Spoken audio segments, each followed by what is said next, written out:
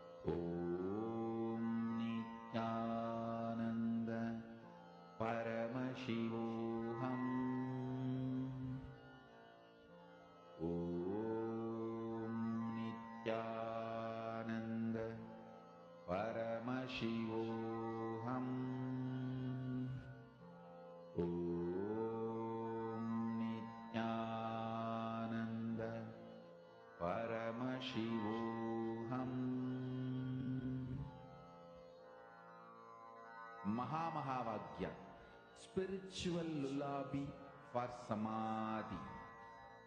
And Suprabhatam, wake up call, wake up song for Paramashiva.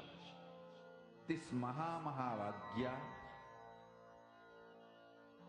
is spiritual lullaby for you to fall into samadhi. Suprabhatam, wake up song for Paramashiva to wake up in you. Just remember this one powerful cognition. This Mahamahavagya puts me in samadhi. This is spiritual lullaby for samadhi. And Suprabhatam, wake up song for Paramashiva in me. For Paramashiva to manifest. With this one spiritual powerful cognition, chant this Mahamahavagya.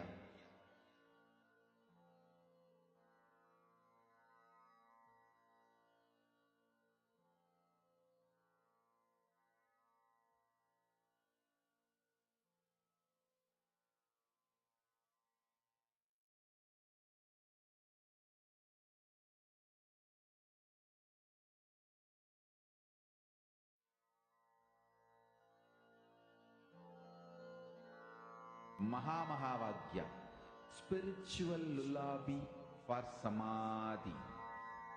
And Suprabhatam, wake up call, wake up song for Paramashiva. For Paramashiva to manifest.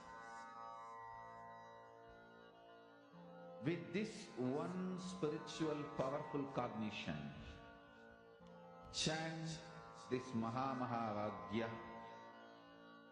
Om Nithyananda Paramashivoham. Om Nithyananda Paramashivoham. Om Nithyananda Paramashivoham. Om Nithyananda Paramashivoham. Om Nithyananda Paramashivoham. Om Nithyananda Paramashivoham. Om Nithyananda Paramashivoham. Om Nithyananda Paramashivoham. Slowly relax. You can go back and verify now. Go back to the accuweather.com website. Take another screenshot of the manifestation. How has the weather prediction changed? And as I had mentioned, if you have someone physically there, you can ask them to take a picture out of their window to what is the shift that has actually happened in the weather. Swamiji always says that our focus is on the experience. So post whether what did you feel while you were doing the whole manifestation process? Intense coolness, intense heat. What were the shift, the cognition click that happened while you were doing the manifestation process? Every time you manifest, you have experienced that moment of being Paramashiva. So don't forget to celebrate, to get up, celebrate ultimately the manifestation of Paramashiva within you.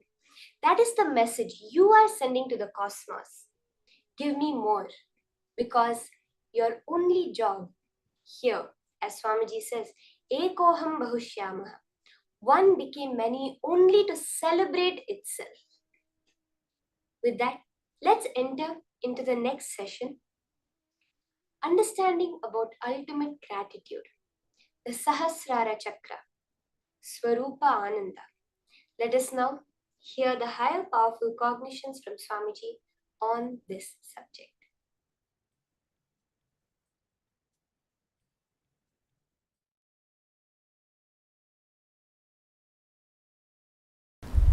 The opinions like love, hatred, those signals occupy such large space in your brain, they form like a fort and do not let you see beyond the wall. Listen.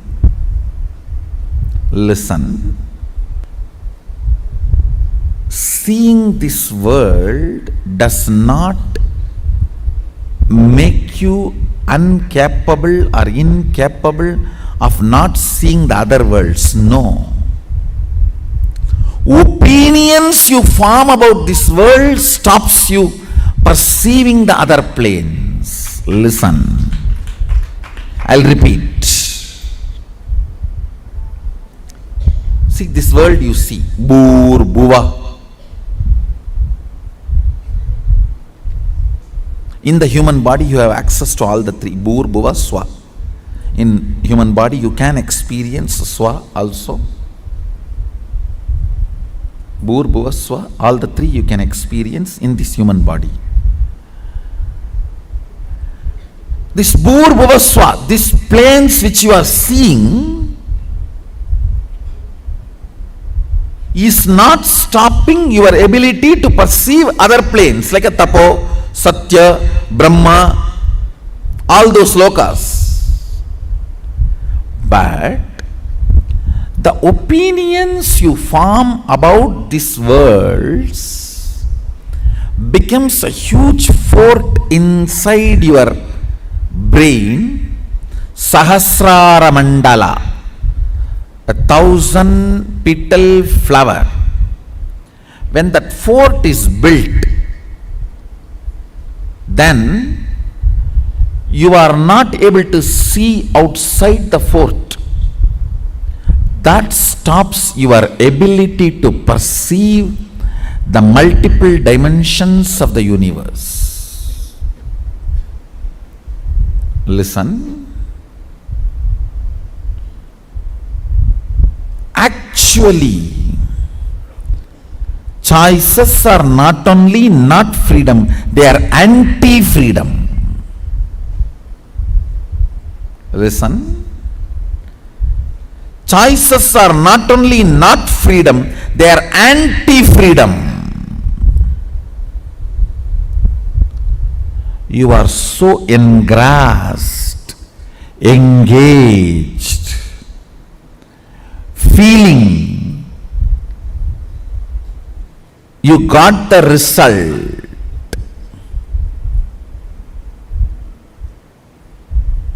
Because you do not know the way to check whether some stone is a diamond or a shining ordinary stone, you go on collecting your whole life something. Only when you are about to die, you discover a machine to check the diamond and you find out whole thing you collected is just faltu stone. Not even one is diamond.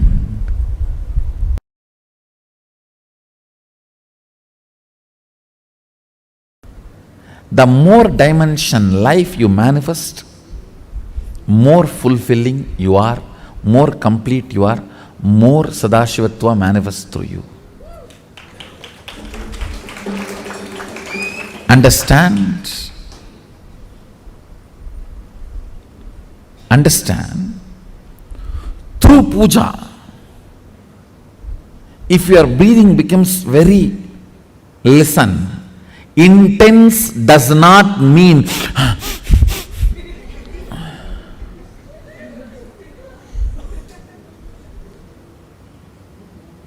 through dance, getting intense will have a different physical expression. That will naturally be like a big hyperventilation kind of an act. action. But through puja, when your breathing becomes intense, it will not be hyperventilation type, it will be deeper ventilation type. Like Sahasradalapangaje Shagalasīdarashmi Prabham Varābhayagarambujaṁ Vimalagandha Pushpāmbaram Prasannavadanekshanam Sagala Devata Rupinam Smarechirasi Amsagam Tatapimana Purvam Gurum. It's actually Dhyana Sloka for Guru. I can see very clearly Arunagiri Yogeshwara.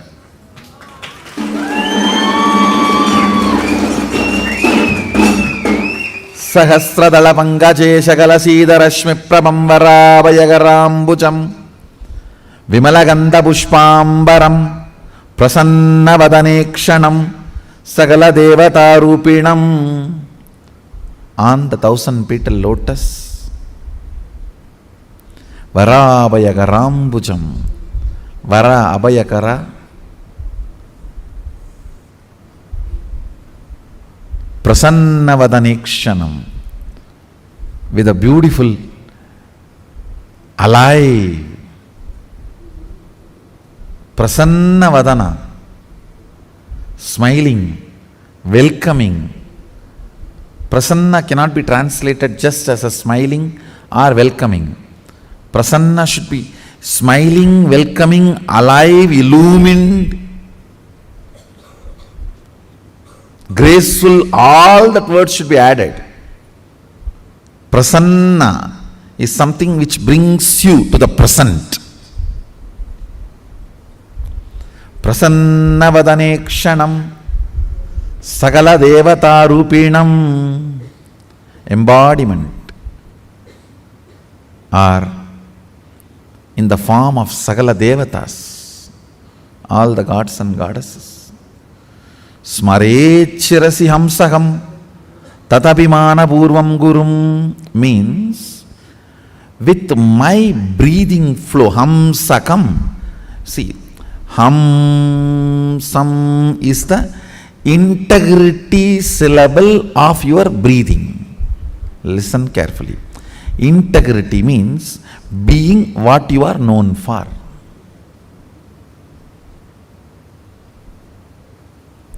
If a lion is known for something and it does that same, it is integrated to being a lion.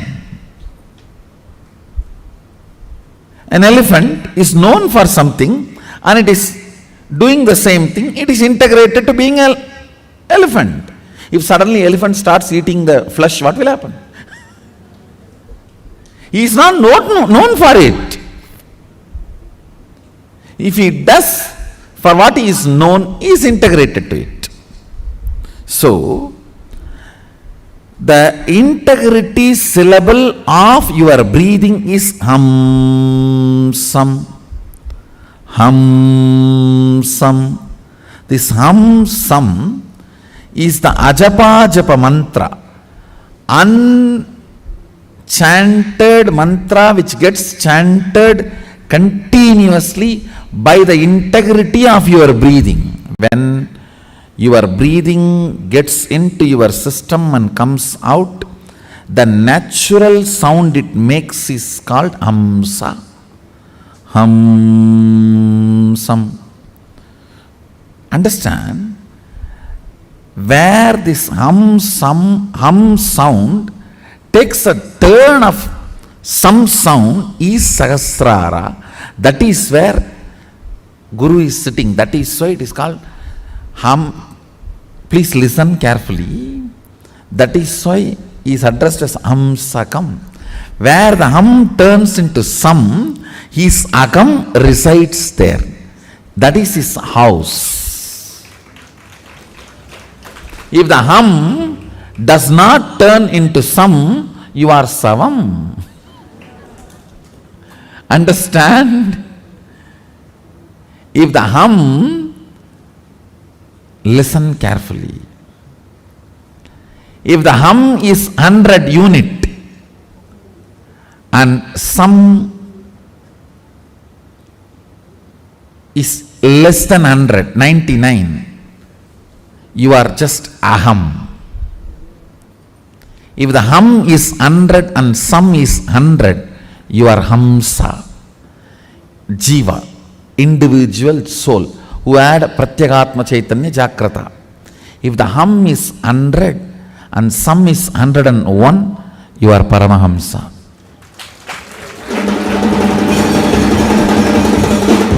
Listen carefully. This hum-sum proportion decides the level of integrity you have in your system. This hum-sum, that decides how many dimensions in your brain are open and available, accessible to you. Listen very carefully.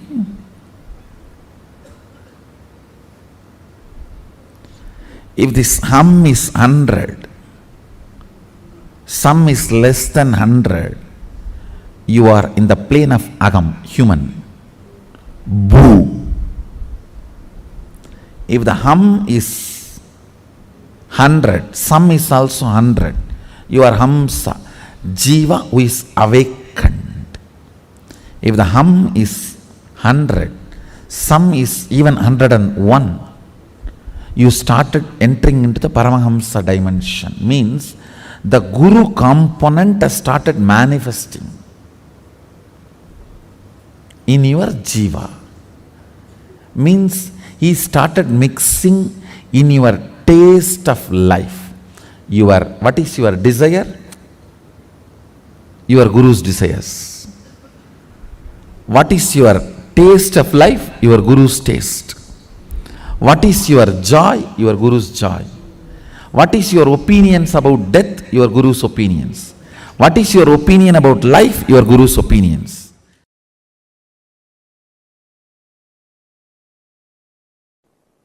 If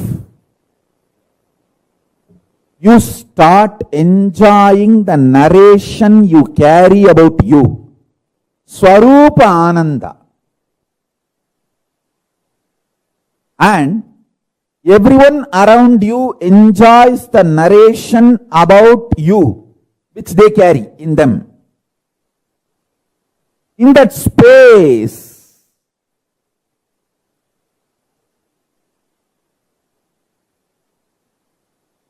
you manifest Sarvanyatva. Kailasa is the ecosystem to help you to enjoy the narration you carry about you, and everyone celebrates the narration they carry about you in them. You celebrate them, they celebrate you. In this kind of ecosystem, powers manifest just like that.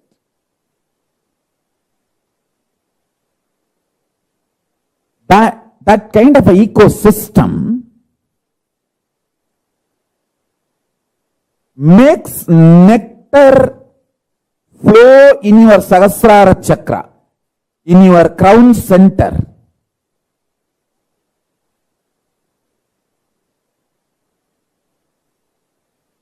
Even when your Guru initiates you with his consciousness, the first thing happens is your Sahasrara chakra explodes in superconsciousness, that Paramashiva space. The nectar, Amrita, pours in your system. You enjoy the beautiful narrative of you carry inside you. That you are Paramashivatva. And you enjoy the Paramashivatva of the whole universe, everyone around you. And everyone around you enjoys you.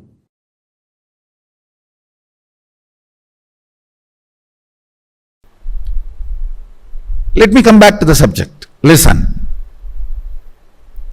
Whenever you are not able to hold the lit up 1,000 lotus petals, the Sahasrara, and come down only with prayer. Prayer will grow roots and push you back to that same higher electrical structure and chemical structure in your brain, to the Sahasrara. If you start analyzing, why am I not retaining? Maybe all the sins I have done.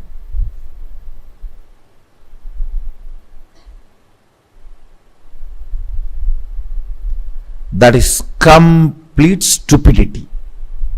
Wrong diagnosis makes duplicate doctors.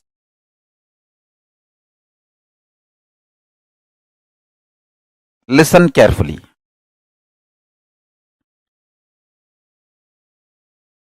All of us are given something and denied something. Nobody can say, I am not given anything. You are still alive, breathing.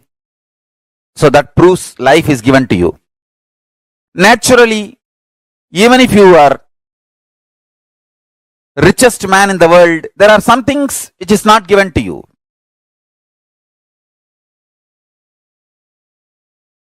If you cultivate consciously a consciousness, the inner space which feels grateful for whatever is showered, your biology is ready to give birth to great boons of life. Understand?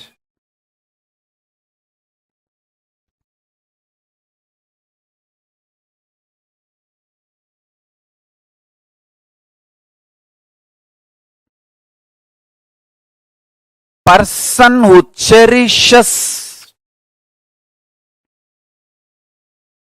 what is showered in the life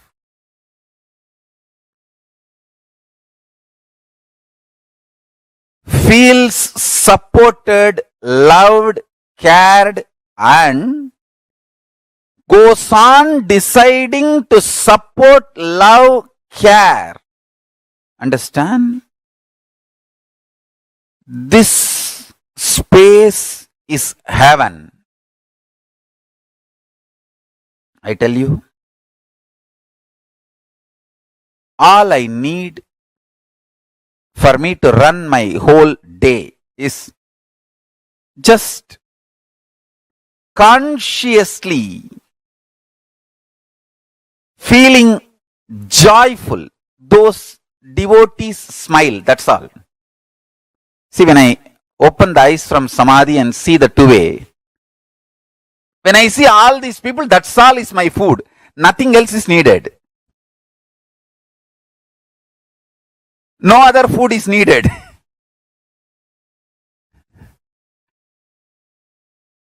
Understand?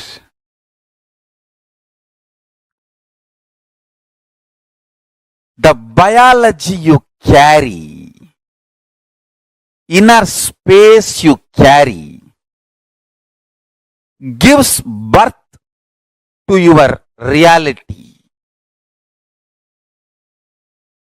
If you carry the inner space, being grateful for whatever is showered in your life, you decide to go on showering with others. Understand, I tell you?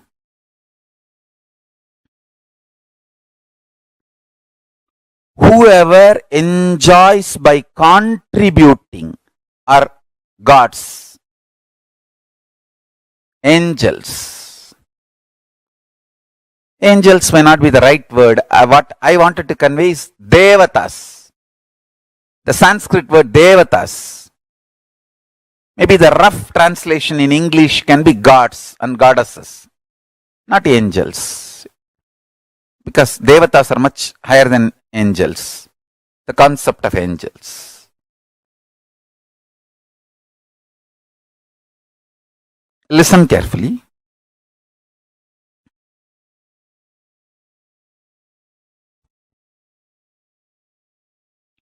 If you feel exploited, frustrated, you will go on vomiting poison, destroying, pulling down.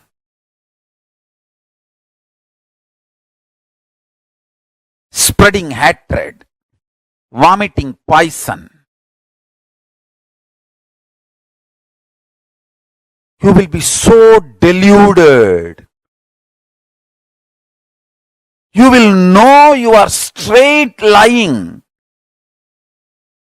And you will believe it is perfectly alright. That is the worst delusion. That's the worst delusion. Money gets more money. Integrity gets more integrity. Laziness gets more laziness. Abuse gets more abuse. Joy gets more joy.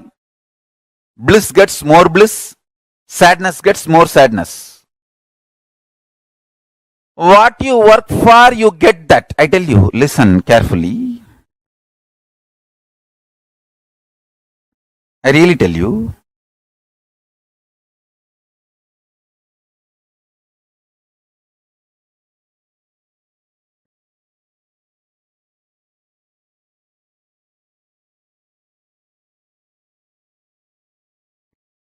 Make integrity as a strategy for your life. You will attract such wonderful integrated people around you. Even if the non-integrated people come, you will know them just by their smell, and they will not be able to harm you.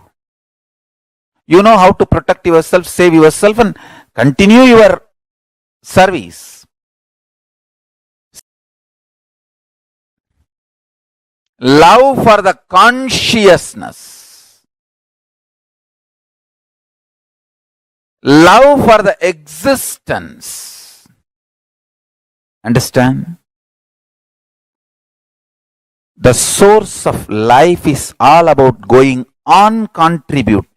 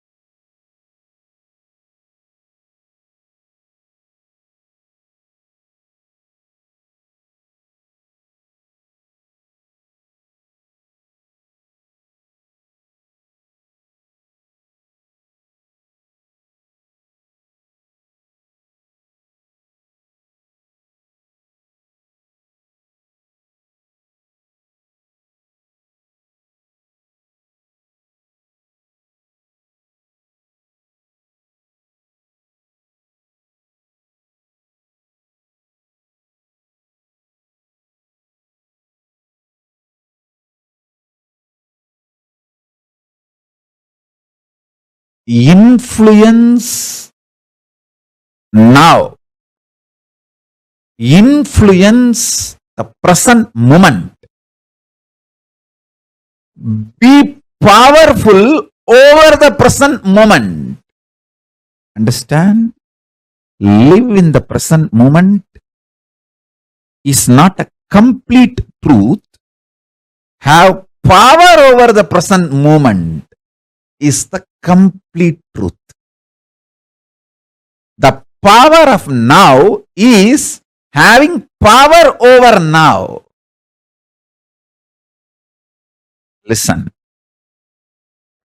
Understand how you feel about you now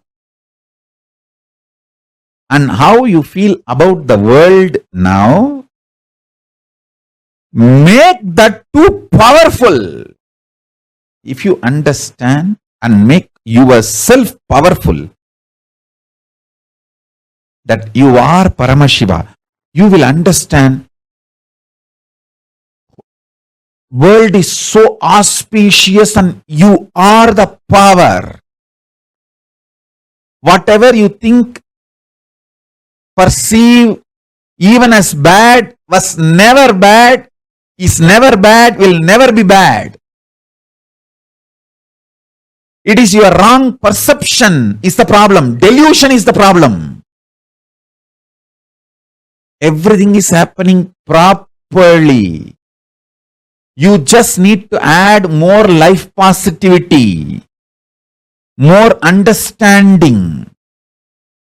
You just need to remember again and again, you are Paramashiva, and face everything out of strength and powerfulness.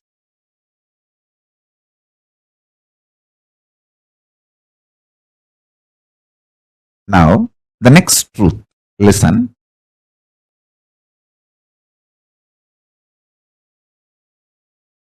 Sometimes you feel the world is literally falling.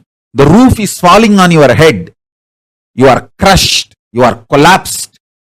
The world is just, sky is falling over your head. That is what is reality, and you perceive that as a reality about world, and that reality, that perception about the reality collapses your perception about yourself, and you collapse. That is what you call everything is determined, fate, nothing can be done.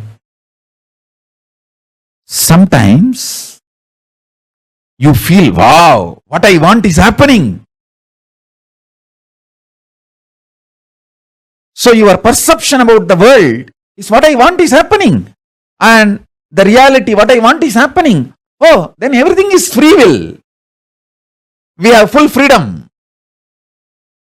Listen, both are of understanding. Determination or free will, both are of understanding.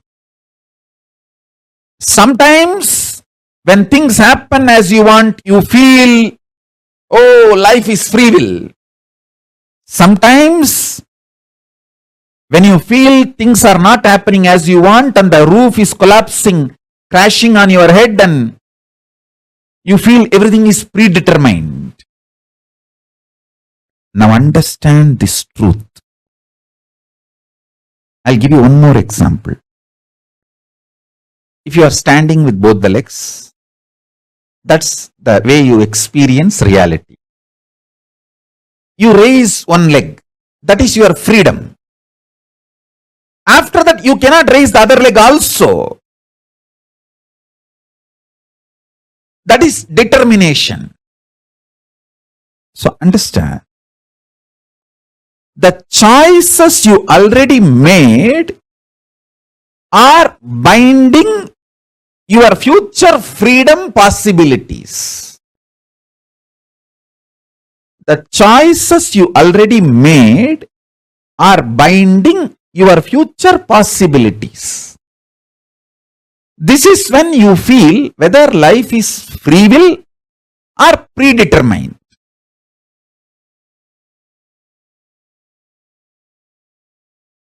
When you perceive the happenings of your life is against your will and collapse inside you,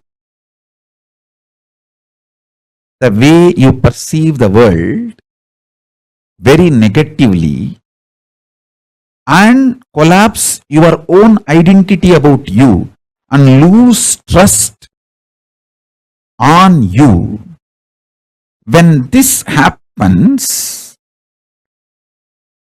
whether you made earlier some choices or not, you will feel bound. You will feel life is predetermined. There is no free will. Life is unfair, injustice, adharma. It is all just might is right. People who have power, they grab everything. Nothing is right. It's all chaos. There is no order. And at some moment, when things happen as you want in the outer world, and your perception about the world is little better, you feel, the free will is life. There is a possibility. I can recreate, rebuild. Life has some hope. But please understand, both are of truth. Why even the idea of free will is of truth? Because you feel relieved, hope because of outer world happening. But the real truth is, if you decide to cognize the truth, you are Paramashiva, Paramatma, ultimate powerfulness. Understand? Whether life is predetermined or free will, the super determinism is the truth. Answer for the question whether life is free will or predetermined is life is super determinism. Neither predetermined nor free will. It is super determinism. Understand? Empowering yourself with the truth, reality. You are Paramashiva. You are the ultimate Paramatma. And from that truth, reality,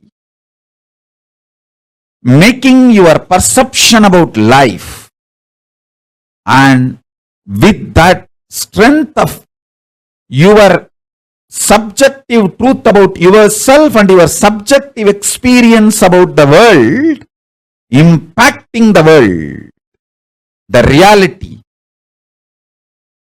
is super determinism. This is the real way of existing. This is what I call freedom. Freedom is not choices. Freedom is manifesting the reality you want to manifest. Listen.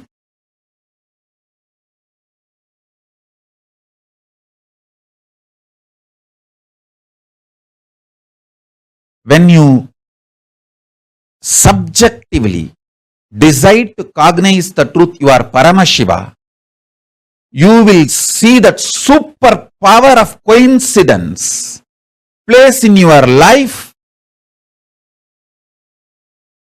and you manifest super determinism. I give you two methods for you to achieve the super determinism. One, deciding to cognize you are Paramashiva, because that is the truth.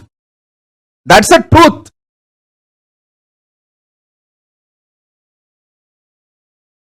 And face your inner space, your perception about life and the life reality itself. With this truth, I am Paramashiva. This is what is having power over now. Life, reality. That's first. Second, always tell everything to your Atmamurti. You can pray, you can cry, you can express your frustration, you can express your joy, you can express your gratitude, you can even fight, do everything with your Atma Linga and Atma Murti. Everything, continuously talking to your Atma Linga and Atma Murti will give you the power to manifest what you want, Shakti, and Buddhi to change wherever you need to change. Above all, Bhakti, the romantic existence with cosmos. You will get all three. Constantly talk to Atmalinga and Atmamurti. Listen. Take these two as the method to achieve super determinism. One,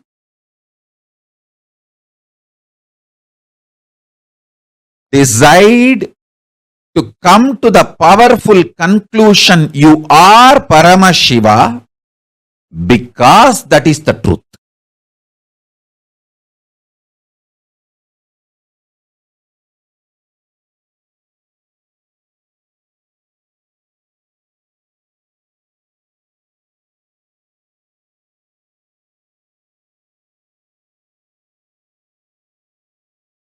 Om Paramashivoham. Om Nithyananda Paramashivoham.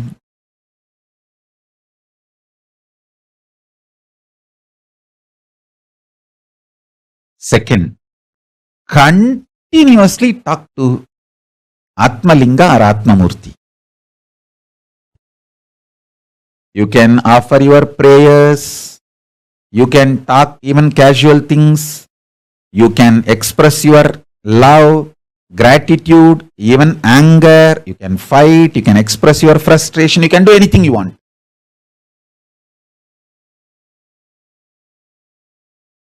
And I commit with you, I will respond to you immediately. I'll give you what you want. Shakti, to manifest your life as you want. Buddhi, intelligence to alter. If at all you need to alter somewhere your wants for your greater, better, complete life.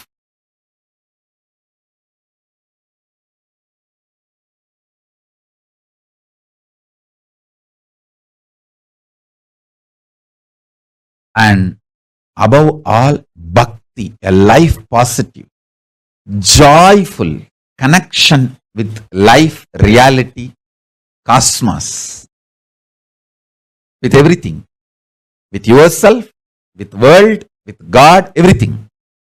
And yukti, method to live enlightenment, and mukti, enlightenment itself.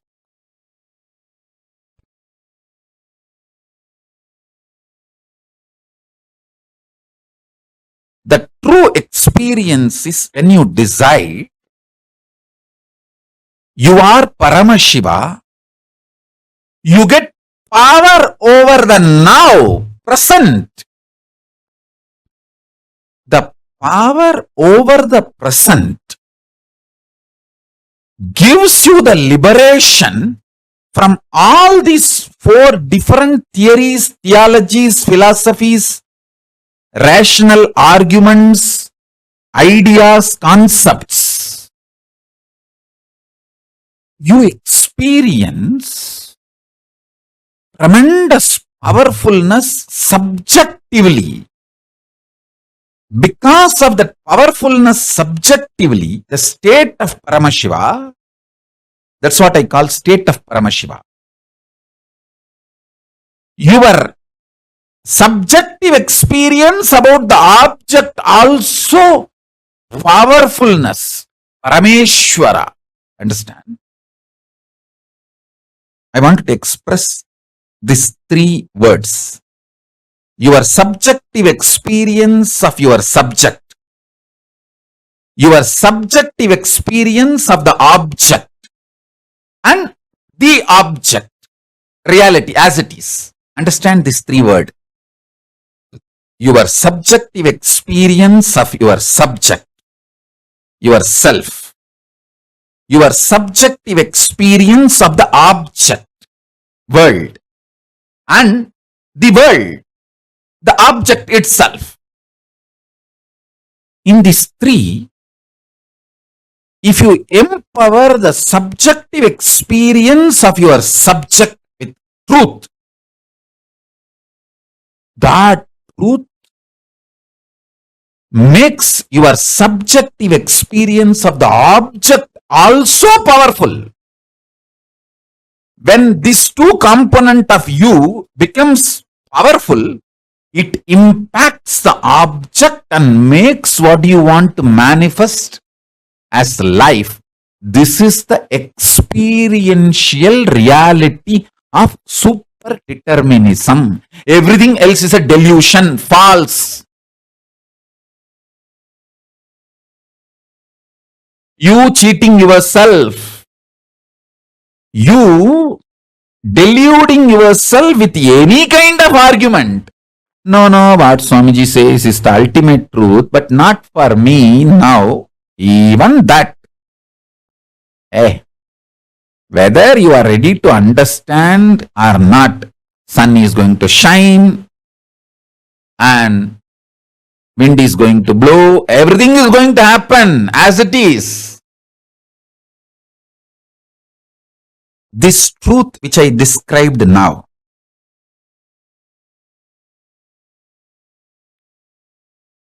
I'll explain the next level. Listen. Super determinism means empowering your subjective experience about you, your subject, with the truth you are Paramashiva. Paramashivatvamasi. You are Paramashiva. Empower your innermost subjective experience about yourself consciously. You are Paramashiva because that is the truth. And from that powerfulness, analyzing your subjective experience about the object, world, understanding everything happened in your life is just to trigger this enlightenment in you, trigger this awakening in you. Even the grahas, there is no graha, bad graha. There is no time, bad time. Only to remind you about your great truth, the grahas act. When you don't want to be reminded to live the higher reality, then no other way, the grahas has to make you understand. All grahas focus on awakening you. They are all working sincerely for your inner awakening. Understand?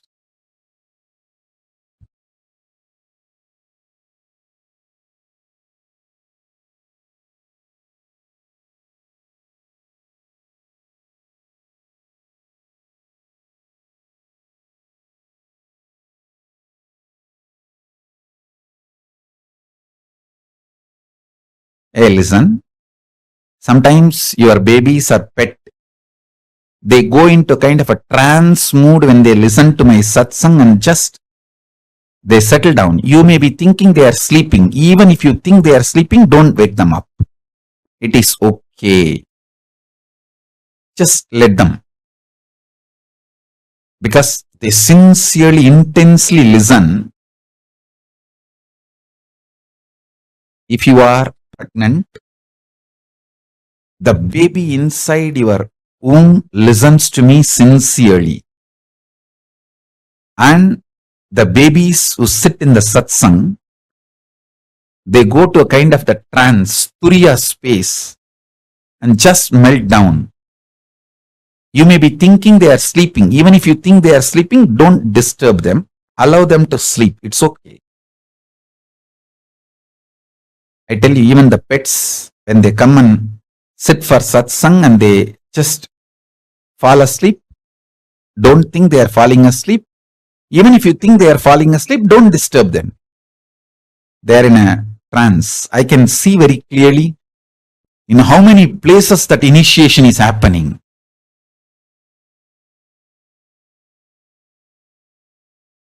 When initiation happens, so many people react in a different way. Babies go into the trance of turiya. So all of you, allow this initiation to happen inside you and to everyone around you. If you have pets and kids, get them to satsang. Even if they sleep during the satsang, don't worry. Let them be there. Because these great truths, they get inside the system and become bio-memory. It becomes just bio-memory. Listen. Now listen to the next truth. See, whenever the objective reality impacts your subjective experience about the object and damages your subjective experience about the object, that damage, when it gets overloaded, impacts your subjective experience about the subject itself. That is what I call you gaslighting yourself. Nobody gaslights us. Understand? Nobody can gaslight unless we allow the gaslighting. Whether gaslighting or enlightening, it's your responsibility. You allowed gaslighting of the society. So allow my enlightening.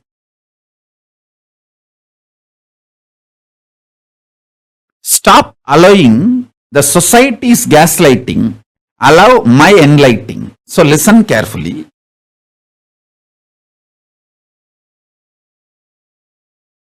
Subjective experience of the object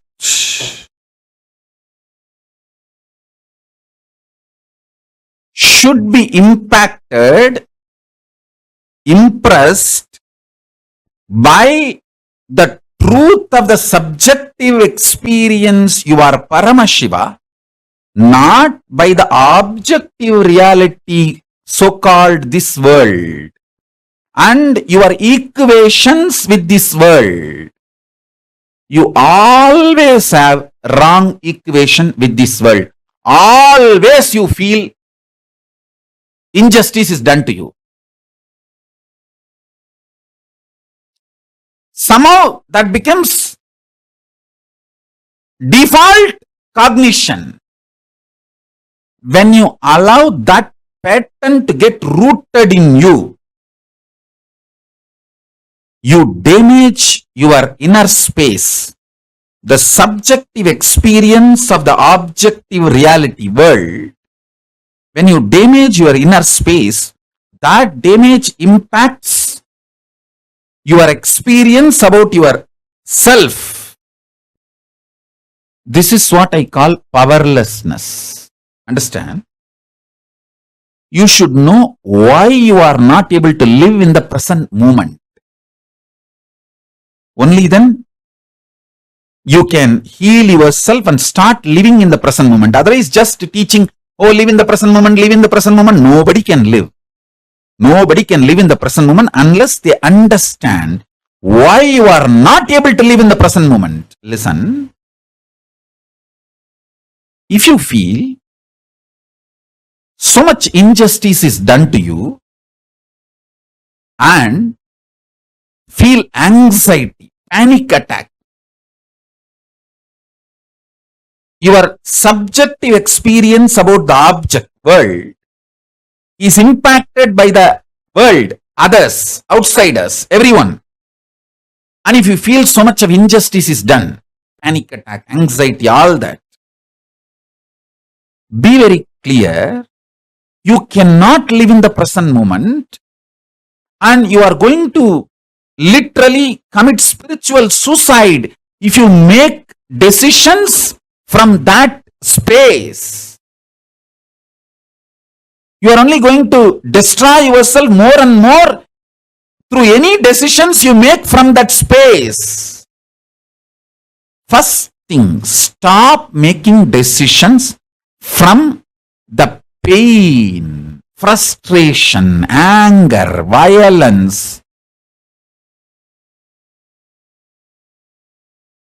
powerlessness of the subjective experience about the objective reality. Listen to that. Listen to this truth. More and more decisions you make out of the painful inner space, deluded inner space, the inner space which is hurt by the outer world, the inner space which you allowed to be hurt by the outer world, with the idea there is injustice done to you, or the subjective reality impacted by the objective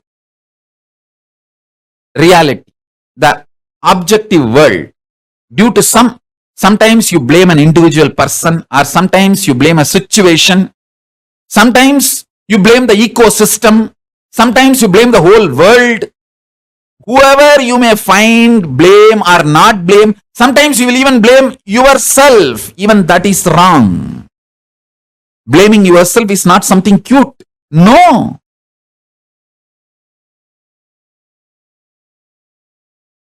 Don't say, oh, I am suffering so much. How can I be Paramashiva? Say, I am Paramashiva. How can I suffer? Change the whole thing. Listen. Don't say, I am suffering so much. How can I be Paramashiva? No. Say, I am Paramashiva. That is the truth. How can I suffer? Let truth empower your experience about you and empower your experience about the object. Let the truth empower the subject's experience about subject, subject's experience about object, and object itself. All three. This is what I call super determinism.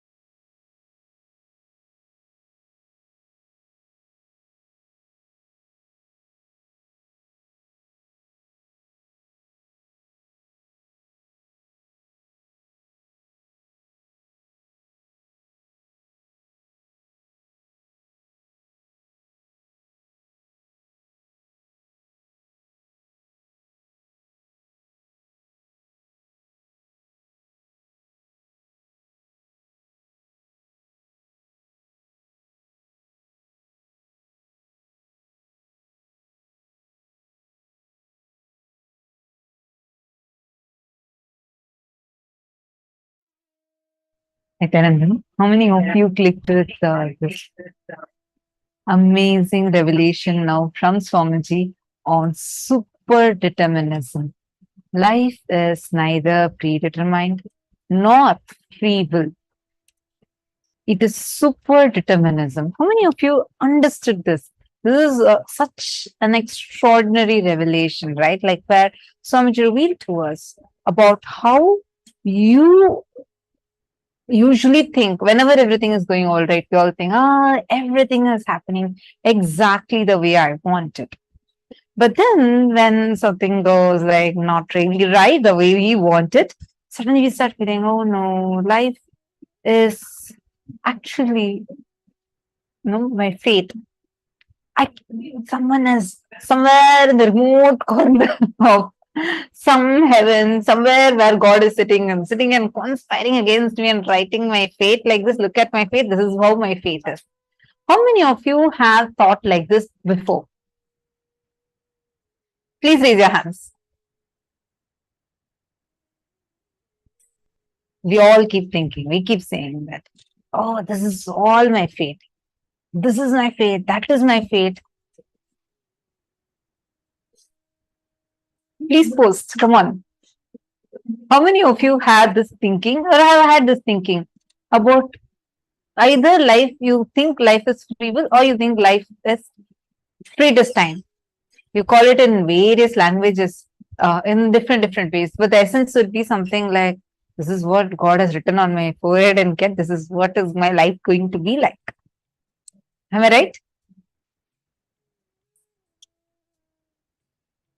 It's actually quite a popular terminology.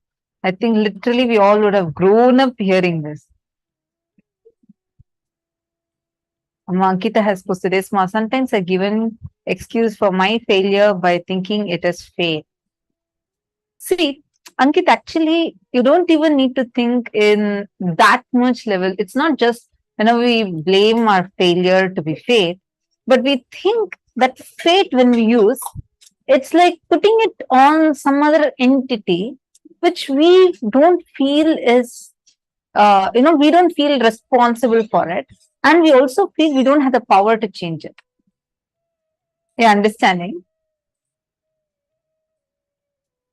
I used to put all the unpleasant things in life as my bad karmas from previous life. So now all of you are seeing it, right? How all the time we blame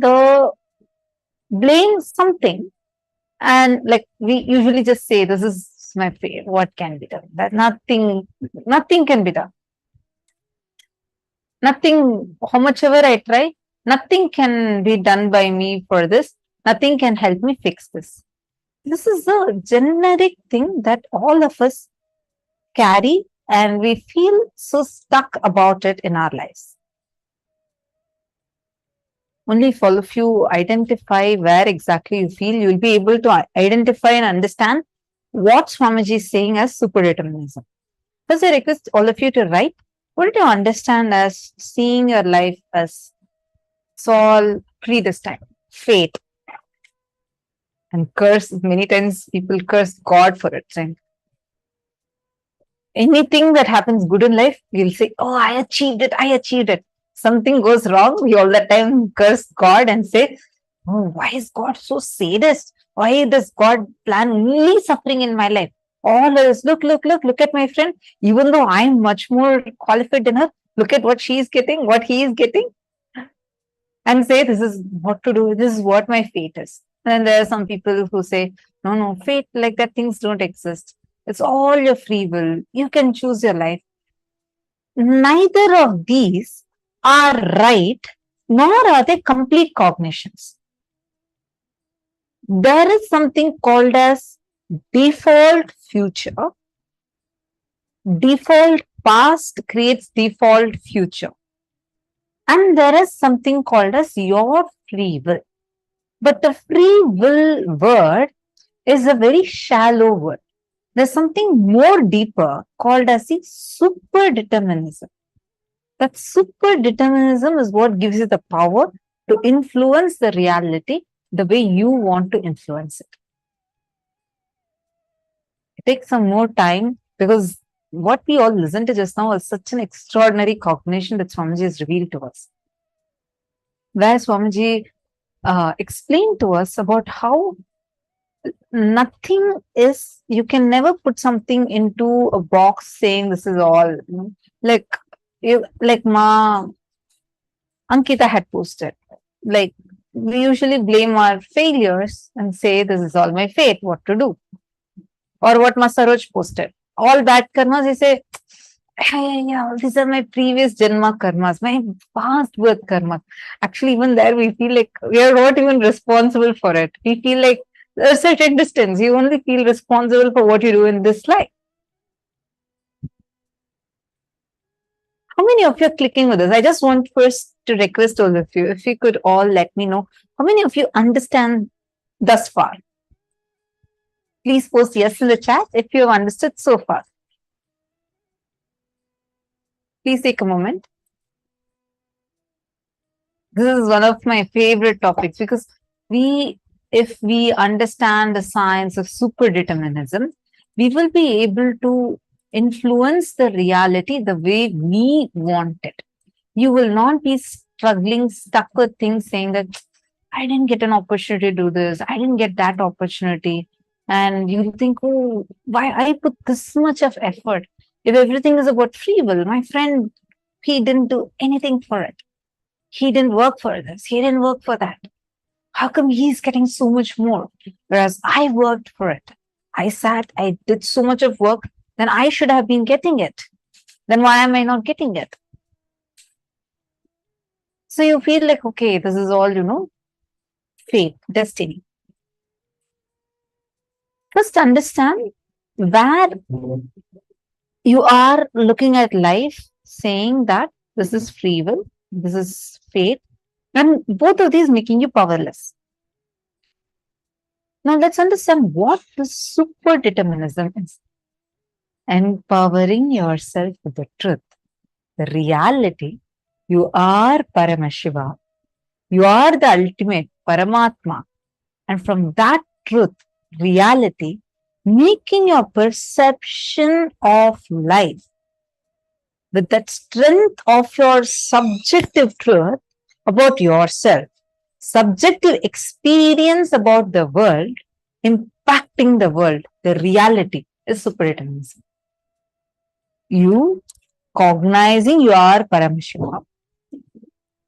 From that cognition, reality that I am Paramashiva, making the perception about life, not from the cognition that you are whatever identity you think yourself to be, but from the cognition, I am Paramashiva, you looking at your life from that, and with that strength of that cognition of your life, from the subjective experience about you, subjective truth about you as Paramashiva, subjective experience of reality, the experience you're having of reality, you impacting the reality is superdeterminism.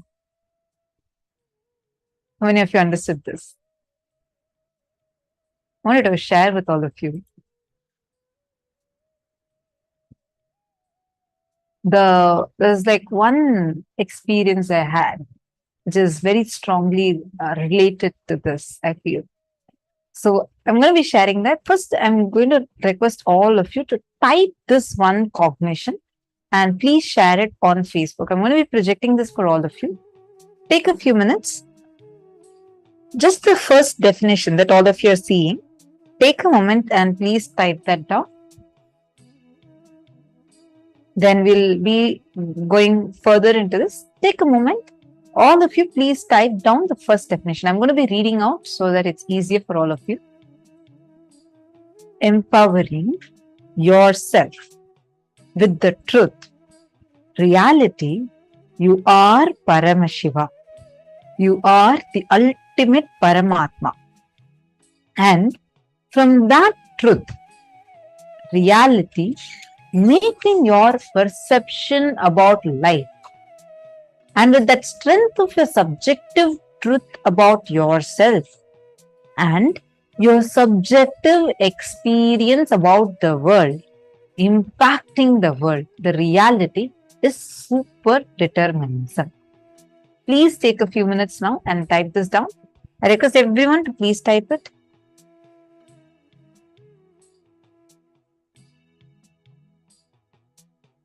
All the participants, please sit up. I request all of you to please kindly settle down. This is an important session for today's initiation.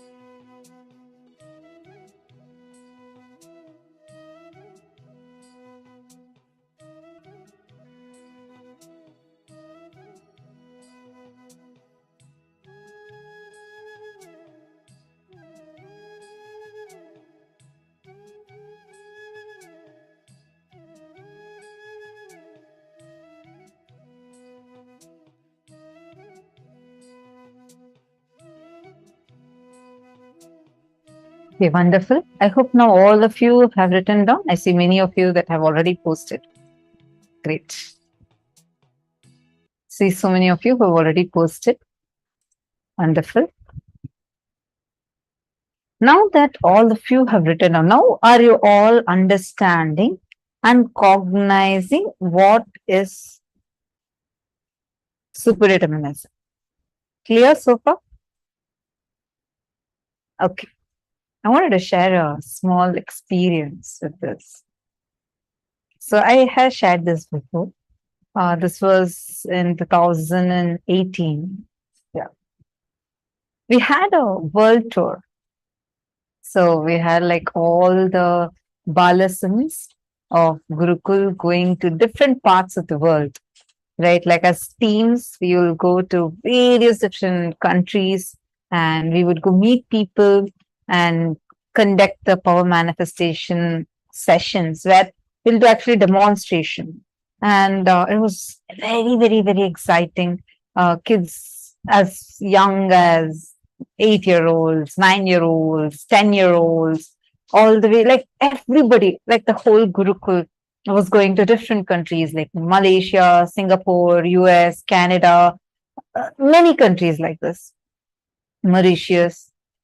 So one team was also like, I was also supposed to be leading a team for the world tour. And then plans had changed and it was decided that I am not going to be going and I'm going to be like I had zero plans of going for the world tour at that time. So I was going to be staying there in the Arinam. It was like, and it was also fixed. The team that was supposed to leave had already booked their tickets and they had already packed their stuff. Everything is ready. It's an international flight. And it's a world tour, meaning you're traveling to different countries. So you're going to go to 1, 2, 3, like different places. The tickets were fixed and written tickets, everything was fixed, planned, purchased, ready ahead of time itself. There was supposed to be 5 tickets totally. For the whole trip, they were supposed to buy 5 tickets. They bought all the 5 tickets. And in about 2 hours, the whole team is actually leaving to the airport. All right. They're all ready. The taxi is going to be arriving. I mean, they're taking the car is loaded, and everything is ready. Just 2 hours before, the plans suddenly change. I'm supposed to now be joining this world tour. I'm supposed to be going and being a part of this tour and with the same group in the same flight, and because it's an international travel, so I'm supposed to be with the same group, same team, and exact same flight I'm supposed to be booking. Suddenly the plans all are changing, and I was like, God, how am I going to be doing this? There's like tickets are to be booked. Tickets are like the person who's booking the tickets had already told earlier, saying that the tickets are full, especially it's Christmas time. All these places are tourist places, everything is full, and I cannot get the same flight booked again for you. And if at all you need, you have to wait for at least 3-4 days for the next thing. At least you could catch up from the other countries that they're going. I was like, no, I have to go with this, and I got to go with the same thing because I had to go in the same flight along with all of them, and I cannot miss out on this. I had no other option. We opened this website and checked. These planes did not have tickets at all are full. Then I sat, and I still remember all these guys were packing the stuff. They're about to leave. Like time is ticking. And they're almost going to go now to the airport. I had nothing ready for me. I had not even put my luggage together. First, I wanted the tickets. I went and sat in front of the laptop the link was open wherever we booked the tickets, right? And I just held my mala, chanted Mahavakya. Just this one cognition, there's such a strong cognition in me that the moment I connect to Swamiji, chant Mahavakya, definitely it will change. I was like so sure. The person who was booking the tickets, he was like getting really anxious. He's saying, no, no, no, I got to book a lot of other tickets. And if you're sitting here, it's going to delay because anyways, I'm very sure it's not available. He opened and showed me all the 5 links. He opened and showed to me. He showed that none of them have any tickets available. You can see here, and all that same airlines, it's not available. It's all closed. I chanted Mahavakya, and I said, I just felt strongly, okay, refresh now. My cognition inside at that time was, it was very, I didn't even have a little bit doubt. I felt so strongly in me. Literally, reality will change right now. Like I just declared, I felt like Swamiji is the one who's giving any of these things. He'll change the reality. So I told the person who was helping with the tickets, I said, could you please refresh now? He went and he refreshed. Exactly one ticket popped up in the same airlines, exact same flight with the exact same time. The first link worked.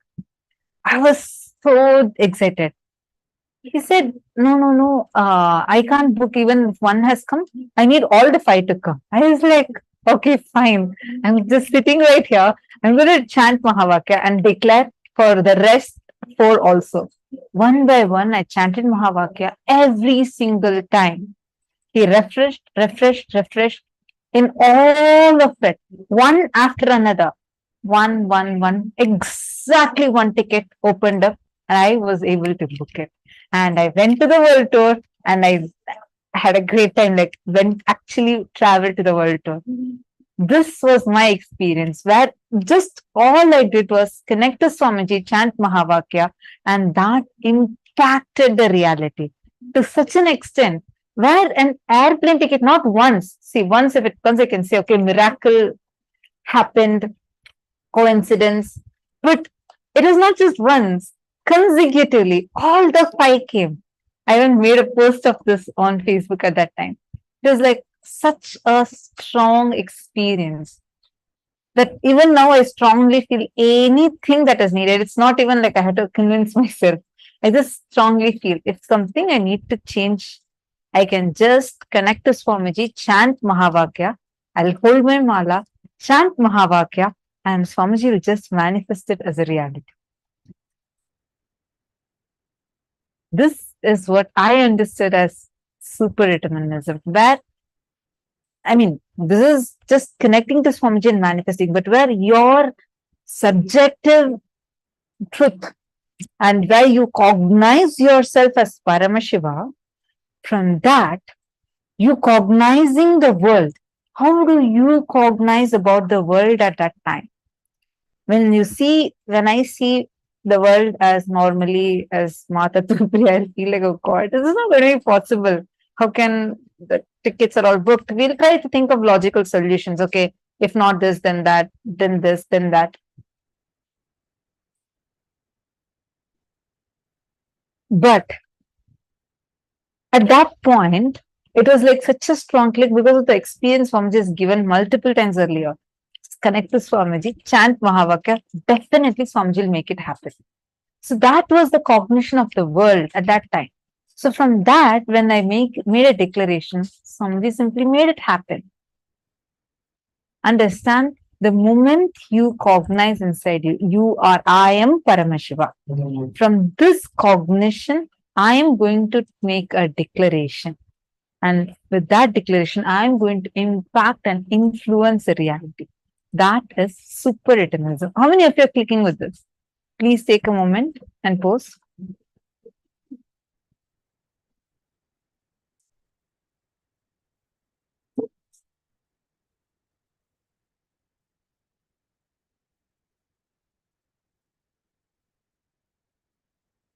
Yes, great. How many of you feel inside of you now that anything you need, you will be able to actually change it. For example, the actually many kids in Gurukula has seen them do this. Whether it's connecting and playing with nature or changing something, changing the things outside, you don't need to work on it externally, but with just your strong decision and will, you'll have the power to impact, influence, and change the reality. Now, let's understand this a little more deeply. Now, take a moment and cognize inside of you, what is this super determinism? Understand, freedom is not choices. We all usually think freedom is choices. Oh, I have variety of clothes to buy. I have variety of lifestyles to choose from. Choice is only suffering. Freedom is manifesting the reality that you want to manifest. What are choices? Even if you have 100 choices, you're limited within those 100 choices. But freedom to manifest is you deciding, declaring what you want to manifest, the way you want to manifest it, and actually manifesting it. Freedom. See, life is neither free will nor predestined.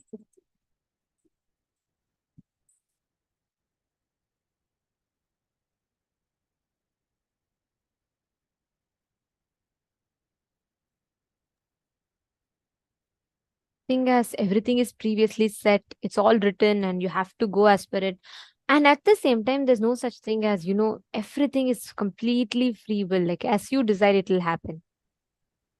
Life functions based on super determinism.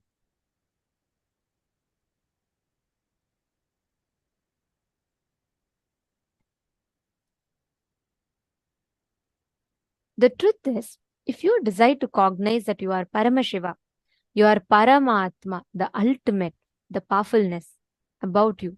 From that subjective truth, if you understand your perception about the world, impact the world, that is called super determinism. All the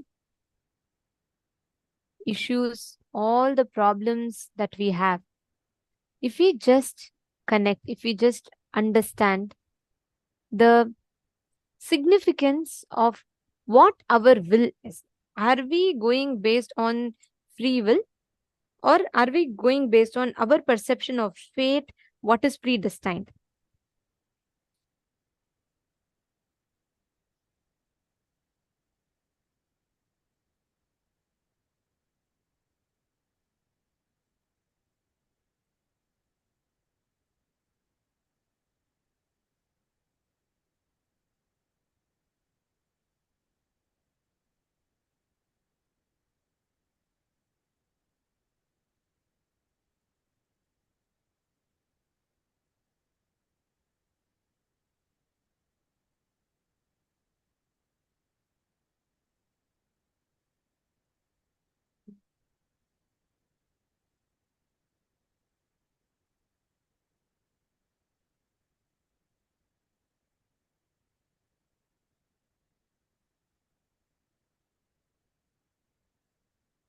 So many tons of incidents. How?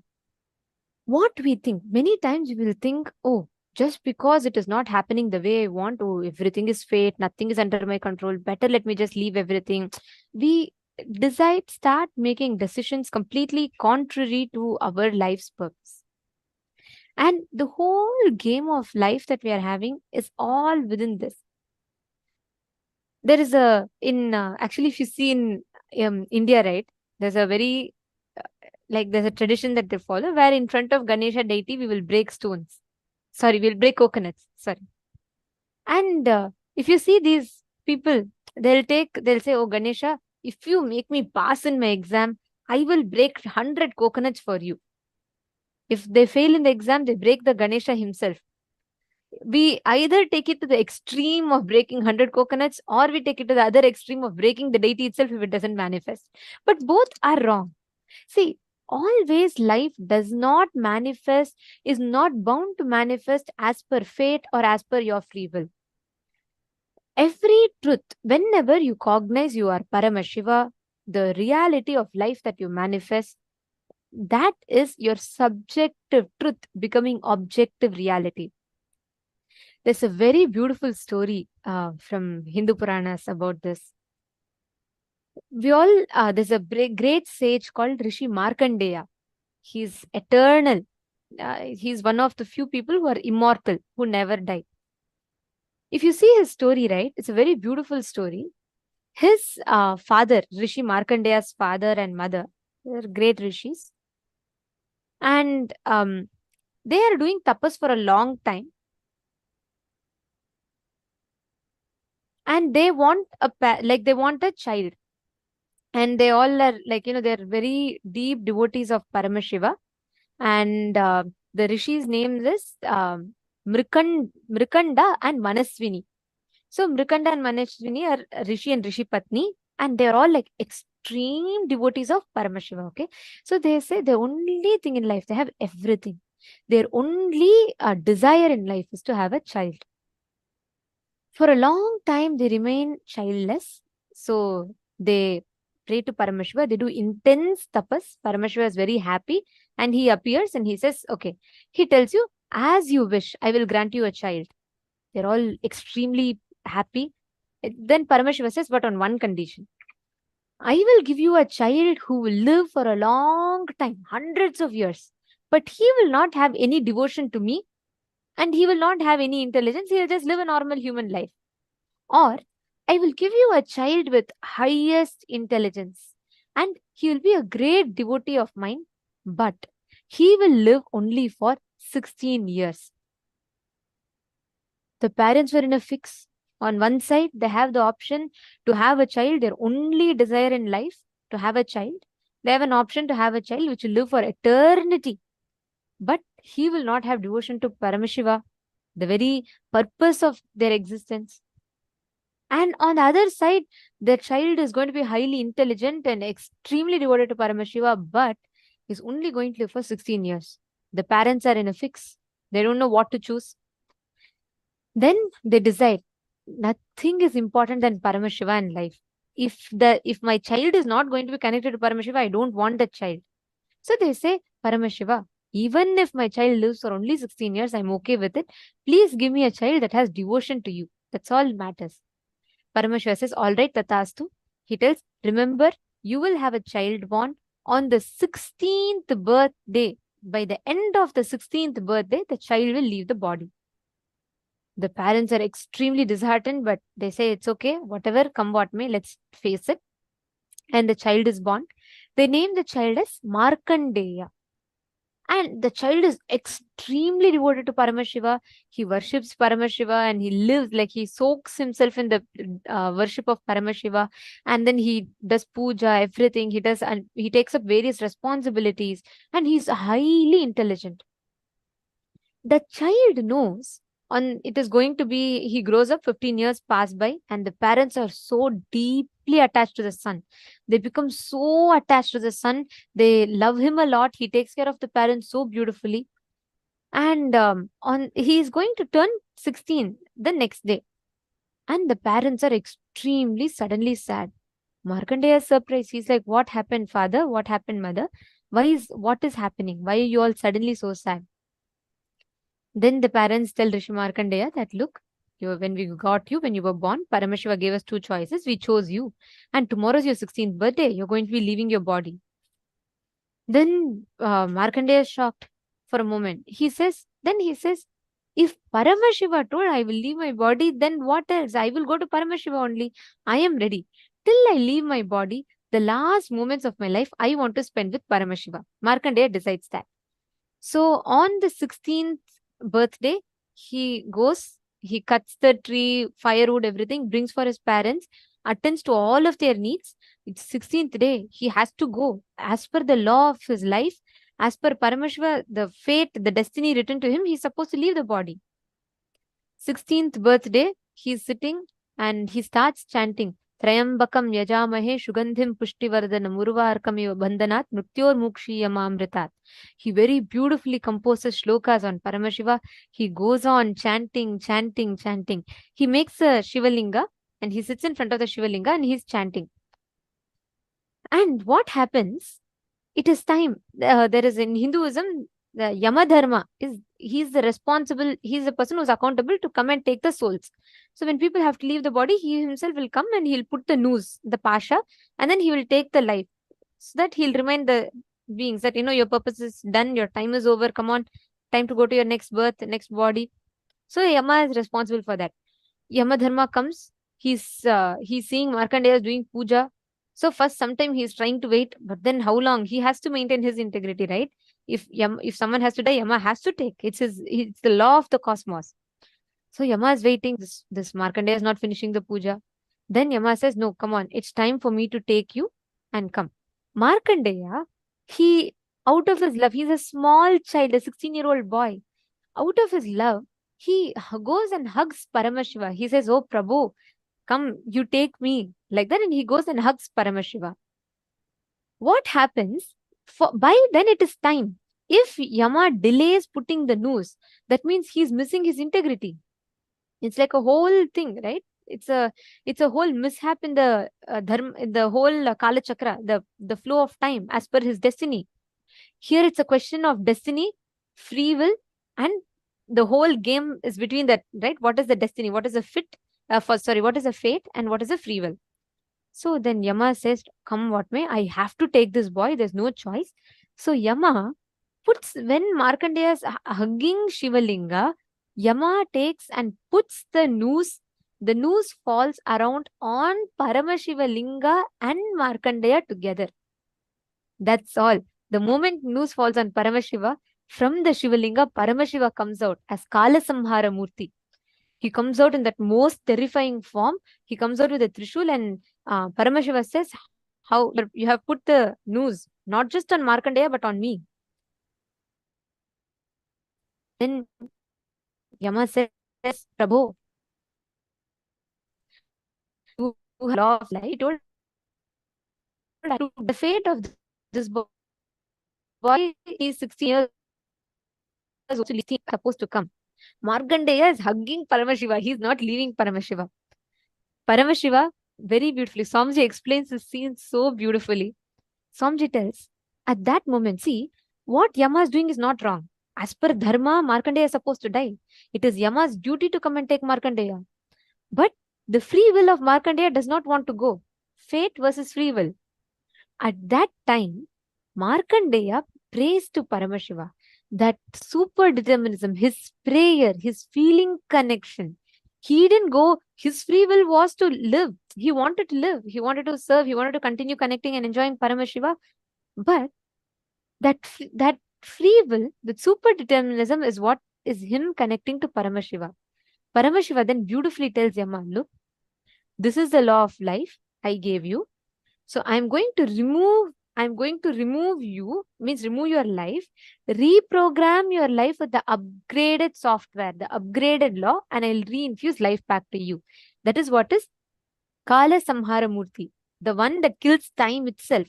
Paramashiva, just for that 16-year-old boy, Paramashiva himself comes, he kills Yama, and he tells, from now onwards, when I say kill, I mean he takes the life, puts it on himself. Paramashiva merges Yama into himself and upgrades Yama Dharma's software, saying, from now you have to take the life of everyone on time, exempting my devotees. Anyone who connects to me, when somebody is worshipping me, when somebody is connected to me, you cannot touch them. He gives his upgraded instruction. He upgrades the whole niyama, the law of the life and flow of life.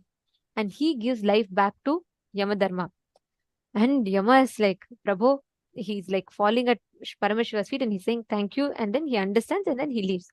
Now Markandeya is there, 16 years. Paramashiva looks at him and says, just because of your integrity, I am giving you a boon that not just you will not die, you will eternally be 16. You will always be 16, eternally 16, and you will connect to me. To this day, Rishi Markandeya lives.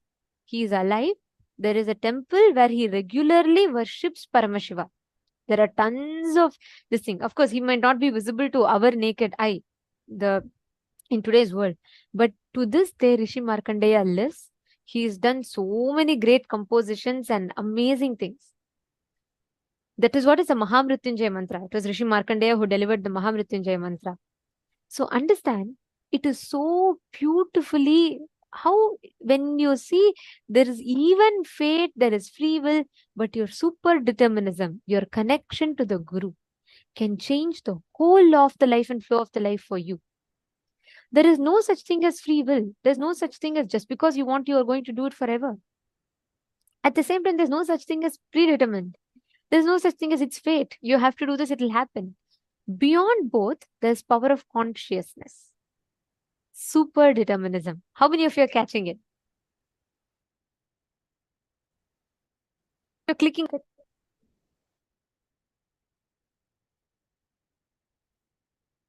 I see.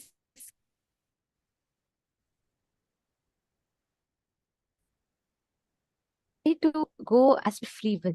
We will always be stuck in the loop of time. We'll always put ourselves into that time loop. Great.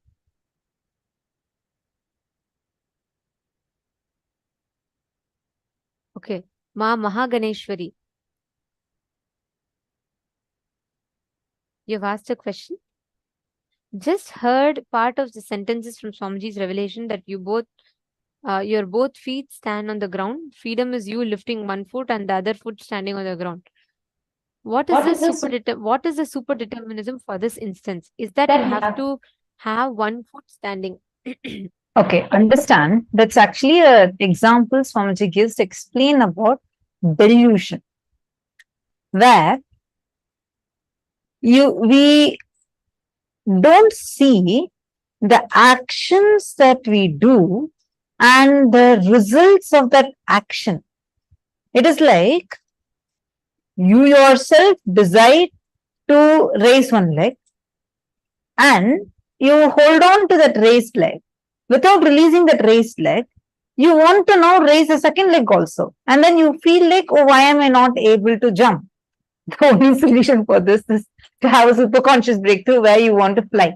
But the thing is, you have to understand where exactly, why you are not able to do something.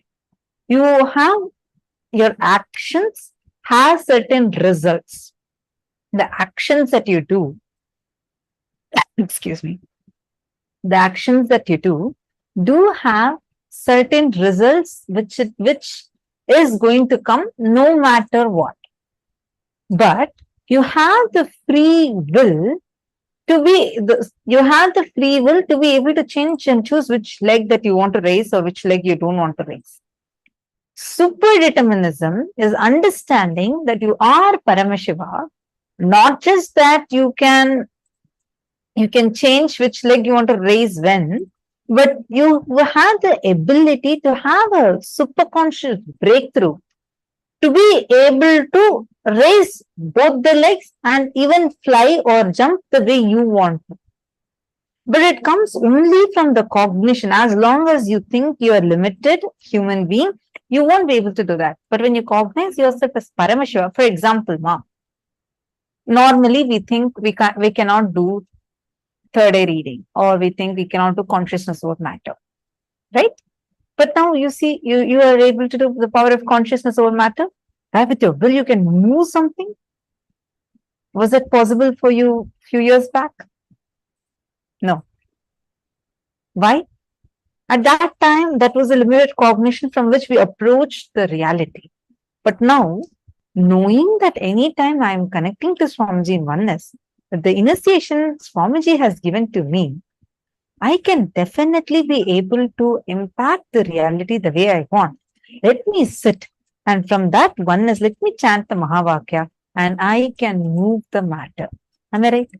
Isn't this the cognition upgraded now?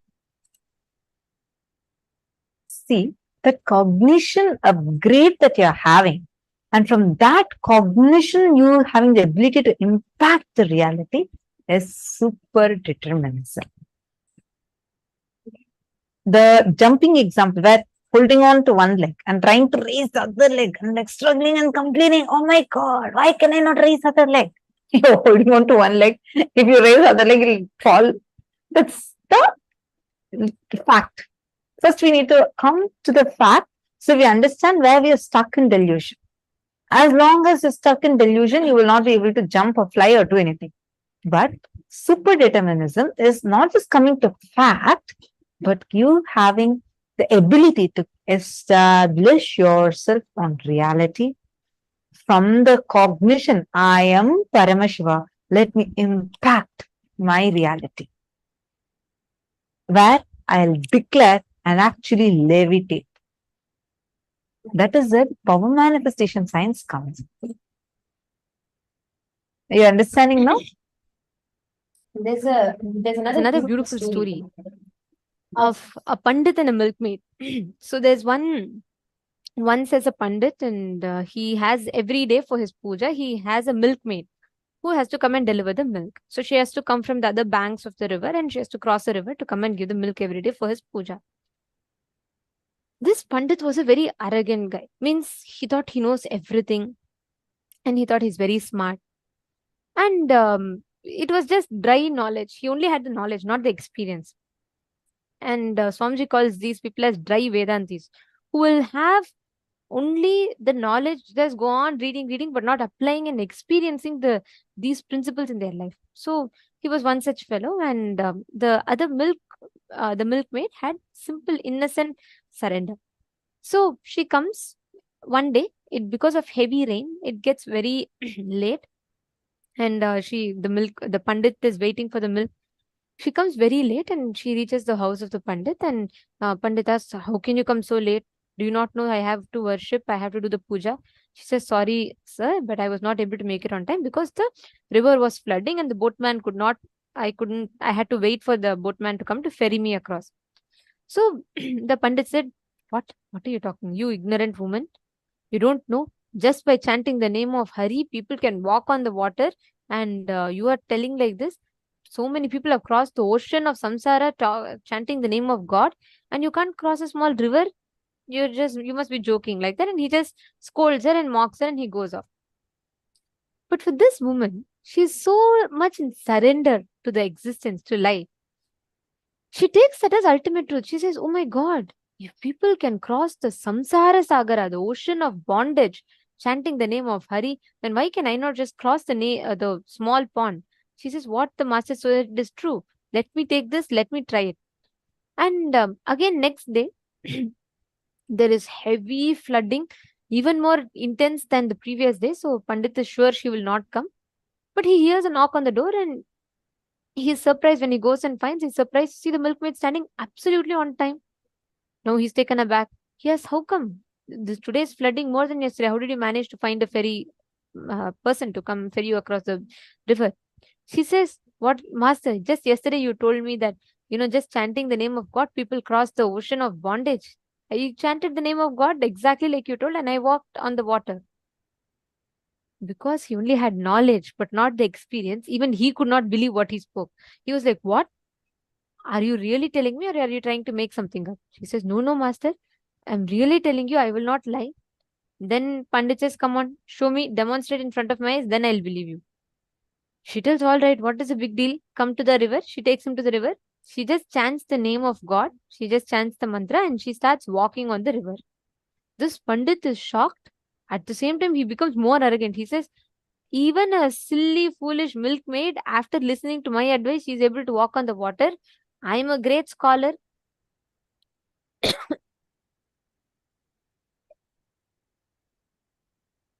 He says, "I'm a great scholar. Then I should be able to walk easily." And he goes, he lifts his dhoti, he chants the name of God, and he lifts his dhoti. He keeps his foot, and he drowns in the water. Understand, there is no such thing as every action will have the same result. There is no such thing as our fate. Everything manifests based on your super determinism. How do you connect? How do you manifest the experience of Paramashiva? That determines your experience. Are all of you understanding? Okay. Now, let us do a very quick exercise to take this further. Pen down at least 5 aspects of your life where you're experiencing suffering, where you feel, oh God, I'm experiencing so much suffering. How can I be Paramashiva?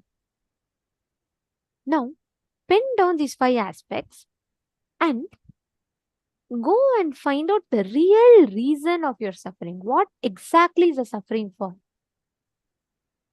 Take a few minutes and pen down, then we'll lead you on to the next step.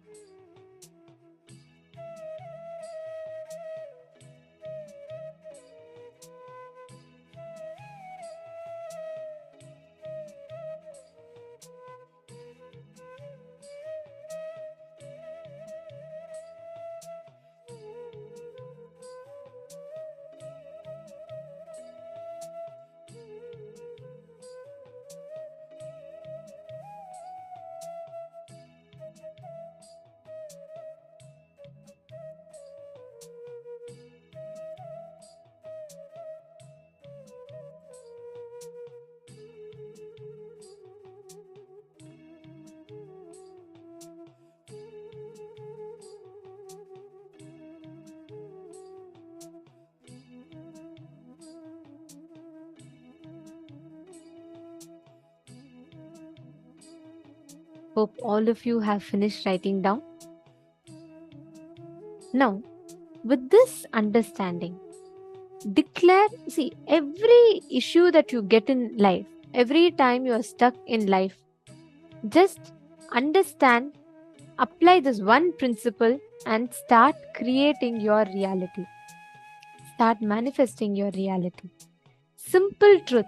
Applying super determinism in every aspect of your life. That's all. That's all is the whole game about. So decide consciously, will consciously to apply super determinism. Make all your decisions based on super determinism, and you can see how you will be able to manifest the whole reality as you want. Now, we're going to be entering into the next session where we understand about how you can manifest not motivation but self-drive. How you can create this self-driving inspiration in you.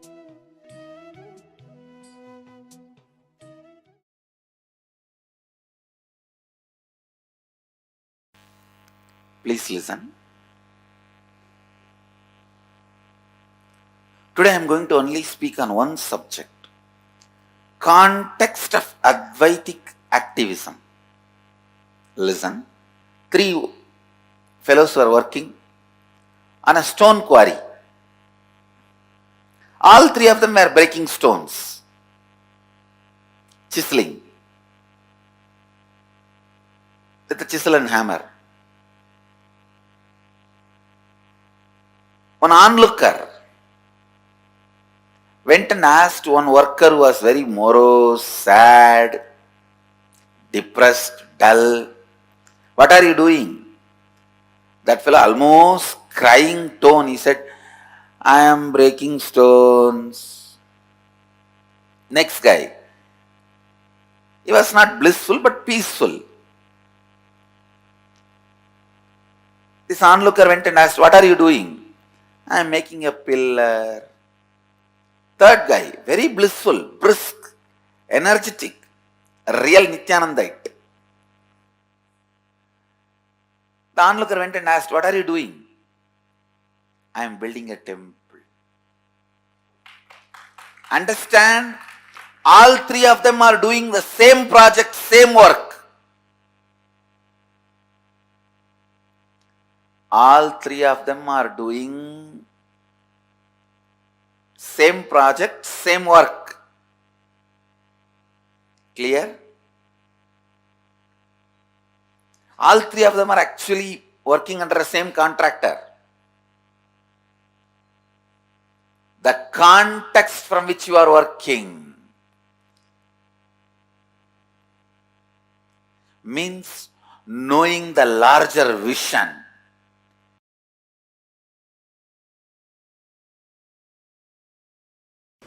Today I wanted to expand on this one truth.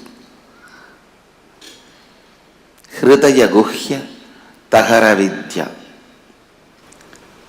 In all of us, please listen, in all of us,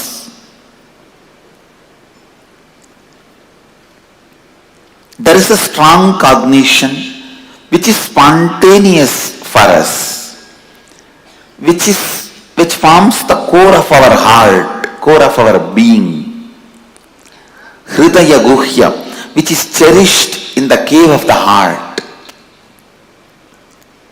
For some people, "I am this body" is the Hridaya Guhya Tahara Vidya. They function, think, do everything with that understanding, "I am this body," from morning till night, painting and cleaning externally and internally takes the whole day. Internal washing, cleaning, filling, external washing, cleaning, painting takes whole day. Even the little remaining time they have, they will be working to get all this. Understand? All of us have Hridaya Guhya Tahara Vidya.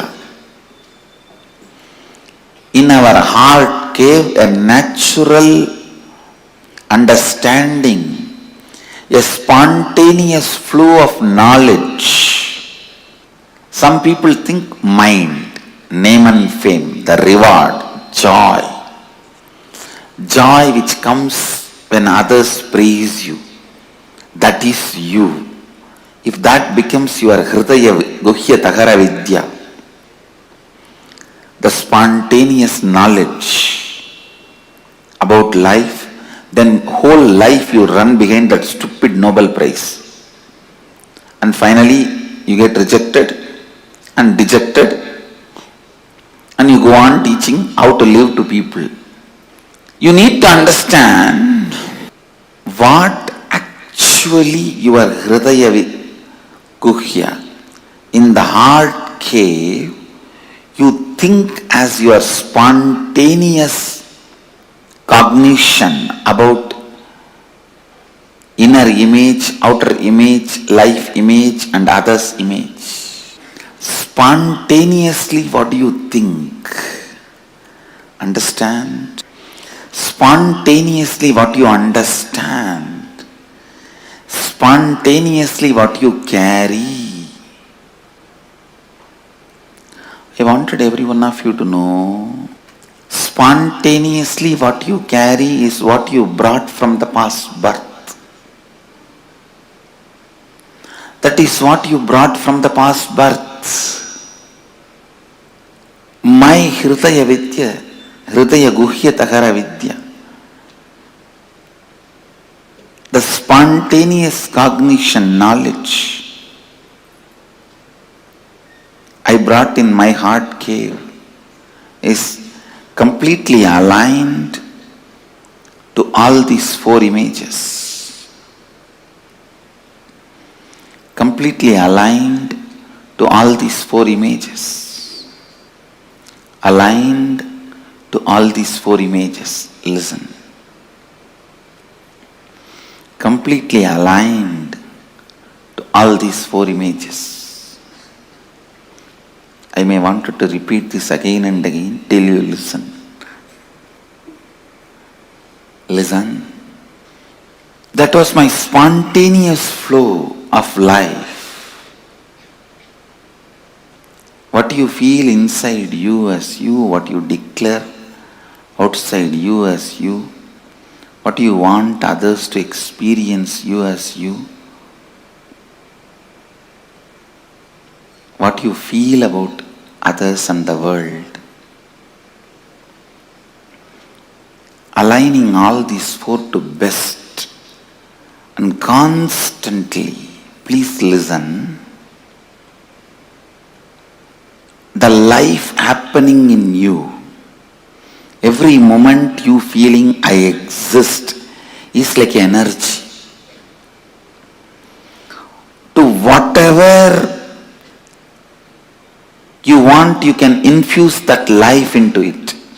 If you constantly think, I have so much of SDHD, I can never be successful, more and more you associate yourself with that, that becomes alive. Understand? In the beginning you may not be able to change what happens outside, but you will be able to always change what happens inside.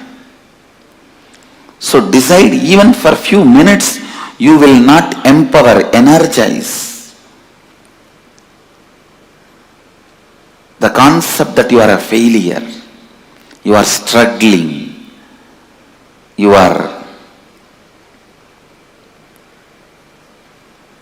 Few days before, one of my Swami was telling, I complete and get out, again I fall back, and complete and get out, again I fall back.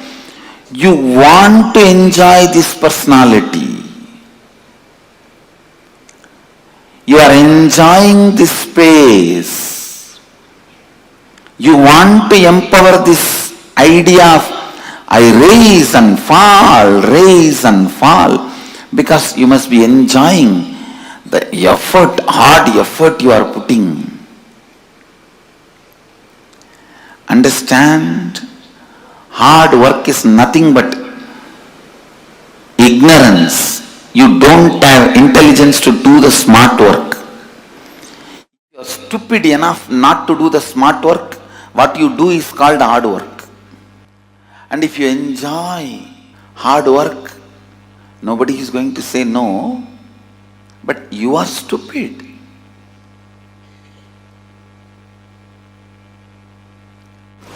Why will you complete yourself and then come out again, fall into the same ditch and complete yourself and come out? Because you empower that cognition. I am struggling, sincere, seeker. Because you set a standard to yourself. Long ago, at least I will be a good seeker. Whether I achieve it or not, who knows? I don't think I can achieve. That and all is not possible for me. But I'll be a good seeker.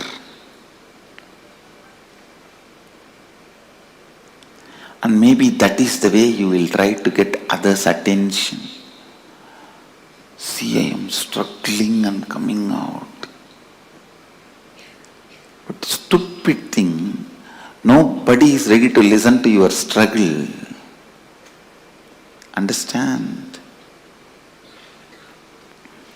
How much ever you try to decorate your struggle, nobody is ready to listen to your struggle unless you win the game.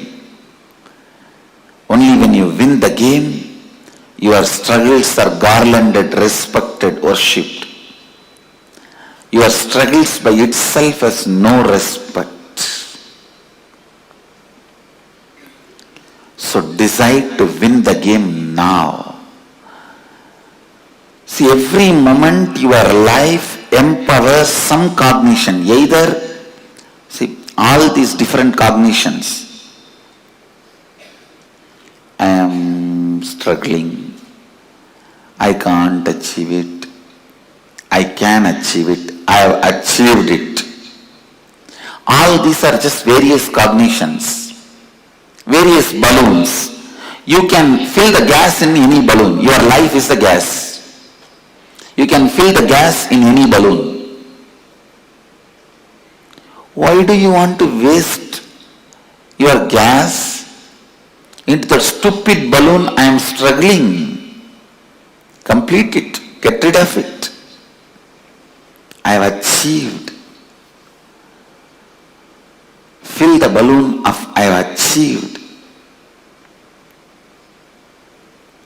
Then what is the qualifications of achieved? Person who has achieved? Always be aligned. This aligning, I wanted to expand on this little deeper. Morning when you wake up, just ask yourself, an authentic person who lives Advaita, how he will wake up? He will just wake up like Mahadeva and bless the world. How he will shower himself, clean himself gracefully.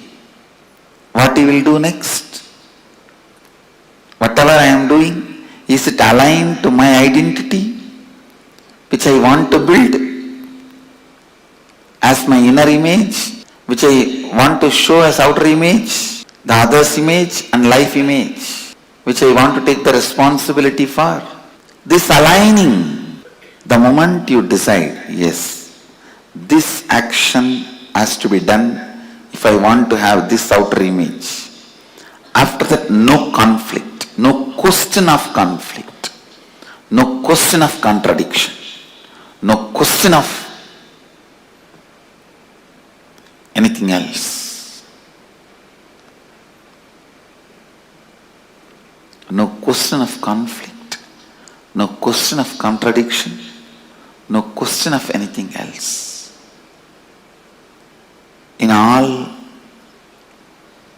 of your life, what you want to build, clearly decide now and always align your actions to it. That is what is spiritual practice. In my case, I came with what I want, all these four clearly, And always my actions were aligned to it. That is why I claim born enlightened. Understand? The Hridaya Guhya Tahara Vidya was very clear. The spontaneous expression, the way you think, every moment you are thinking, let it be aligned to what you want to show you as you to the world. What do you want to feel you as you to you? What do you want others to feel you as you? What do you want to feel as world? Again and again and again align yourself to that authenticity.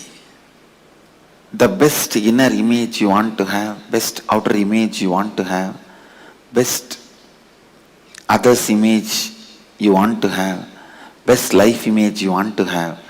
How much ever you think it is difficult, it is achievable. Be very clear. The idea of your difficulty is nothing but your SDHD. See, the mirage water need not be drained for your car to go in the road.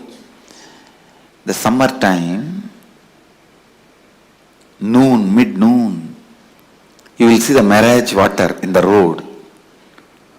It literally looks like a large water body in the middle of the road. Do you need to bring big motor pumps, pipe and drain the water for your car to drive? No. You just need to understand it is illusion and drive. Same way, your SDHD, you don't need to be struggling with it. You just need to know it is your SDHD and drive. I tell you,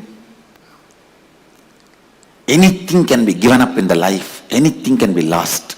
Not one thing. That is self-driving motivation. Just if that is maintained, everything is done. The high self-drive, in anything you take it up. The high self-drive is life. Not having the high self-drive is death. That's all. That's all is life. Whenever in your life you lived with high self-drive, you are alive. Whenever it was lost, you are dead. Whenever you had high self-drive in your life, you were alive. Don't remember the moments of money as important moments in your life. Don't remember moments you have been rewarded, awarded as the important moments of your life. Don't keep those stupid photographs of your graduation, your lottery winning, in your house as your important moments of the life. No. When that stupid cap was put and that certificate was given in your hand, you became intelligent. Don't keep that as a memorable moments of your life in your house. Whenever you had a high self-drive, those moments are the most memorable moments of your life. Keep them as the memorable moments of your life in your house. I tell you, high self-drive. Don't keep that stupid marriage photograph, your graduation photograph, all that as the memorable moments of your life. Your first baby, you bought a new house, first house. All this as the memorable moments of your life. No, all this happens as an accident. The high self-inspired drive moments you had in your life, those moments memories of those moments, achievements of those moments. It might have been as simple as you took the lawn mower and mowed your whole house, whole lawn. Or you took the vacuum cleaner and cleaned your whole house. It can be as simple as those moments. Or you decided to hike the mountain and went on a hike. Or you decided to swim and swam for 2-3 hours. Or you decided to go for a long perpetual completion session and sat for 3-4 hours in the space of completion. It can be as simple as any one of these. High self-drive moments should be respected, celebrated, worshipped, remembered as the memorable moments of your life. All this, the first house you bought, the graduation certificate, your marriage, your first kid, all these can be social accidents. You say that social accident moments of my life. Keep them all in archives in your house. Social accident moments of my life. But only when you are living in the high drive. It can even be in your office without bothering about what money is going to come or anything. You just sat for 10 days and finished a project. Those moments, high self-drive moments, get them as the memorable moments of your life. Get them as memorable moments of your life.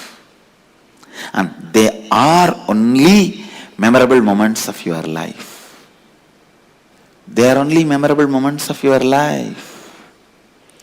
They only need to be repeated. Understand? The moments need to be repeated in your life is the high self-drive moments. Not for money, neither for reward or for any other things. Just out of self-inspiration. The dharmic high drive moments you had in your life are the moments to be celebrated, experience to be cherished, inspiration to be kept alive, life to be recreated. Please understand, again and again and again, see how you can become more and more authentic to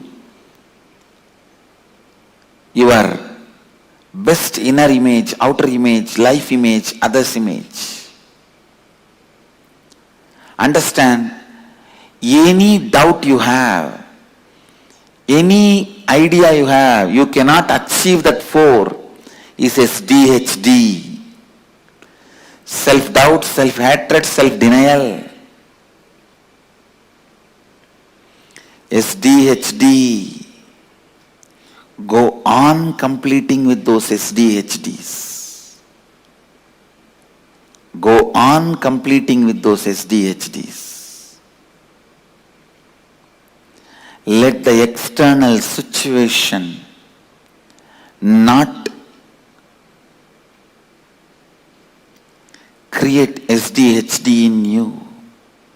Not encourage SDHD in you. Understand, the external situations should not be creating an SDHD in you. Constantly complete the SDHD and constantly align yourself to the declared identities, to the best identity. That is what I call Advaitic activism. Advaitic activism. This is what exactly I call Advaitic activism. Advaitic activism is my life. Advaitic activism is my message. I expect Advaitic activism to be your life. And Advaitic activism is our collective life. Understand, you need self-drive to complete SDHDs. No one can complete SDHDs for you. No one can complete. That is the only thing even Guru cannot do for you. Everything else Guru can do, and only Guru can do. But completing with SDHD, even Guru cannot do, only you can do it to yourself. That is the freedom you have to live or leave SDHD. Just decide. Living with SDHD feels good or leaving the SDHD feels good. Living with SDHD feels good or leaving the SDHD feels good. Understand? Living with SDHD feels good or leaving the SDHD feels good. Completing with SDHD, only you can do it to yourself. Again and again and again, demanding authenticity from yourself. Again and again and again, asking for authenticity from yourself. I tell you, if you retain your self-driving inspiration, whether you are grihastha or sannyasi, doesn't matter, you will become enlightened. If you lose your self-drive, whether you are a grihastha or a sannyasi, be very clear, you will be a failure. It is SDHD that matters. If you complete SDHD, you achieve it. If you are suffering, struggling with it, your life becomes hell. It is SDHD that decides whether your life is going to have the self-drive, enlightenment or not. SDHD is like a cow dung. If that is dumped, even the diamond will be covered. Even the diamond will lose its shining if just ordinary cow dung is dumped on it. But even if 1,000 years the cow dung was on diamond, the moment you wash the cow dung, diamond will again shine in its original glory. Even if you are suffering, struggling with SDHD for a million years, if you wash the SDHD now, your inner glory will stand up again. Understand? Come to the space of Advaitic activism. Come to the space of Advaitic activism. Come to the space of Advaitic activism. The more and more you align yourself, your declared inner image, best outer image, best others image, best life image. The more and more you tune yourself to that, more and more you become authentic. The more and more you become authentic, the more and more you live enlightenment.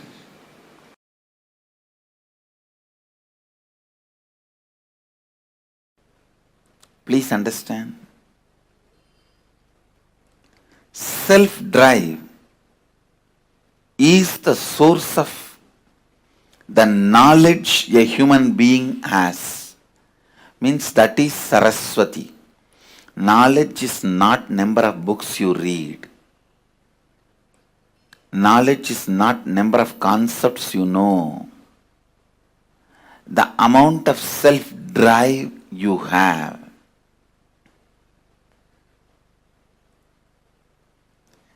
Understand, giving a right context to the self-drive is only the job of Saraswati, knowledge. When there is a right context, the self-drive never gets dried up. If it gets dried up, it is from the wrong context. It is the lower level pleasures. It is not self-drive. Self-drive which gets dried up is from violence or from greed. Please understand, the self-drive comes out of fear and greed, gets dried up just in few days. Giving the right context for your self-drive is the job of Saraswati. All the knowledge, the reason for all the knowledge, reason for all the books, reason for all the knowledge transmission mechanism is to give you the right context for your self-drive. To give the right context for your self-drive.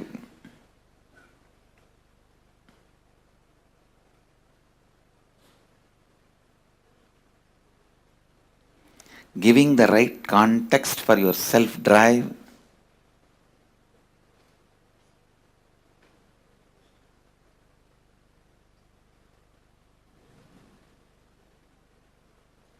is the source, purpose, reason, cause, sole cause of your knowledge.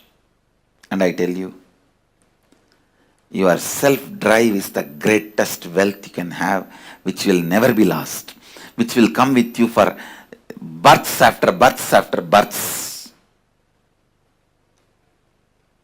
Self-drive is the one and only wealth you can carry from one birth to another birth. Please understand. If you want to go to US, you have to change Indian currency to US currency. If you want to come from US to India, you have to change US currency to Indian currency. The same currency will not be useful in the other country. Same way, when you leave the body,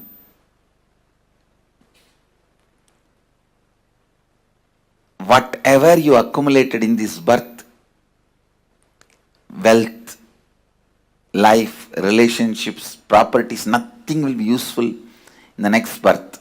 But the self-drive you accumulated will be there with you in your biomemory as your asset. I tell you, self-drive is the Lakshmi. Self-drive is the ultimate wealth, ultimate asset.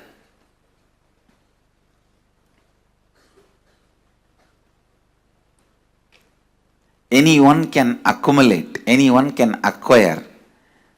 Not having self-drive is nothing but deep hatred towards you or towards others, life. I tell you, whoever does not have self-drive has a deep negative pattern about life and others.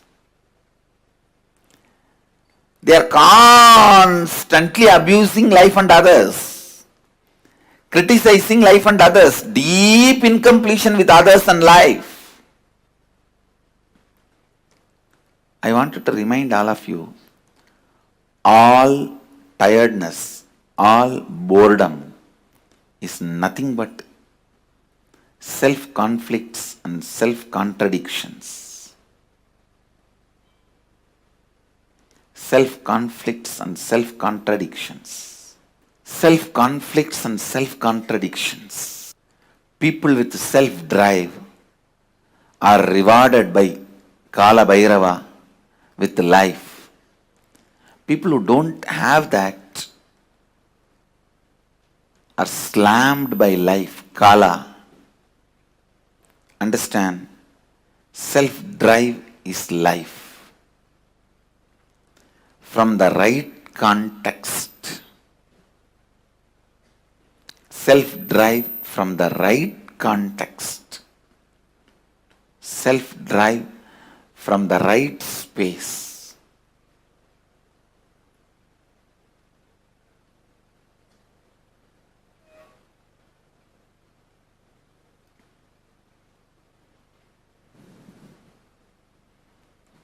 Self-drive is the only energy, Durga, you can have.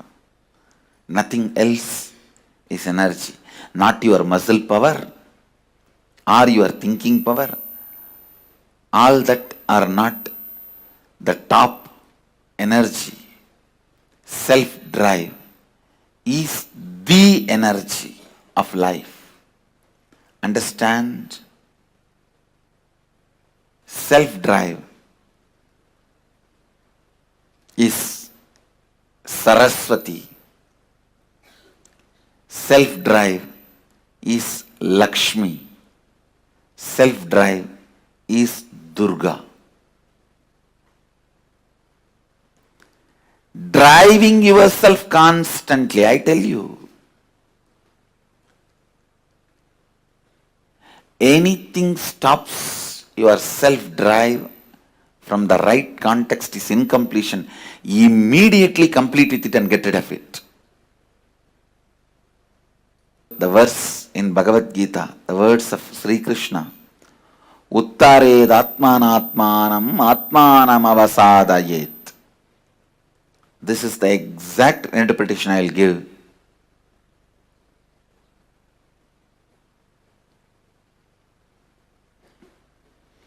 Raising your self-drive by yourself by setting the right context.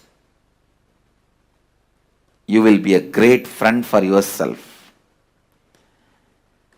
If you can't raise your self-drive by yourself by setting the right context, you are the greatest enemy for you. It is the self-drive that makes you king or beggar. It is the self-drive that gives you self-respect or not. It's a self-drive that gives you the ability to exist. That is a self-drive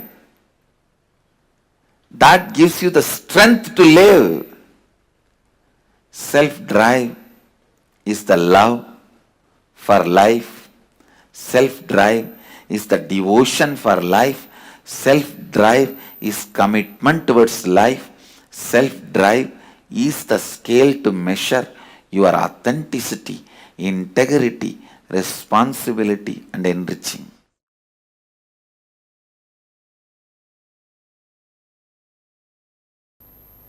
I tell you,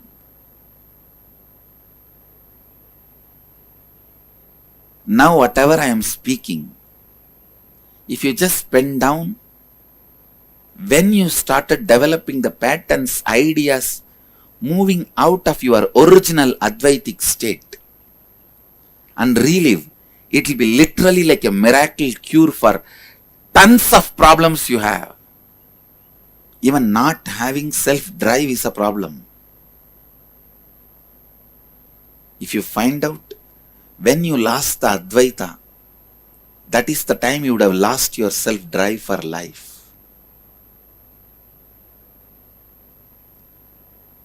Just do this simple process. First, pen down the ideas, patterns, concepts which makes you feel you are away from your non-dual state. Second, think and pen down when that patterns have started developing in you, how you developed those patterns, those incidents. Third, relive all those incidents. Fourth, relive and complete them. Fifth, start living Advaita, non-dual state of consciousness. That's all.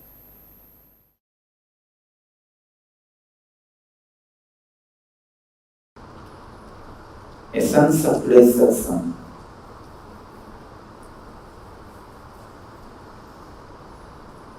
Never give way for others' powerlessness in your life. Do not ever bend or surrender to others' powerlessness. Second, don't think withdrawal is compassion.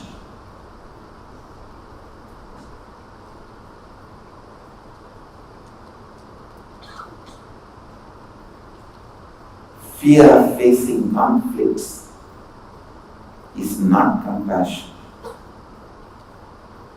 Be very clear.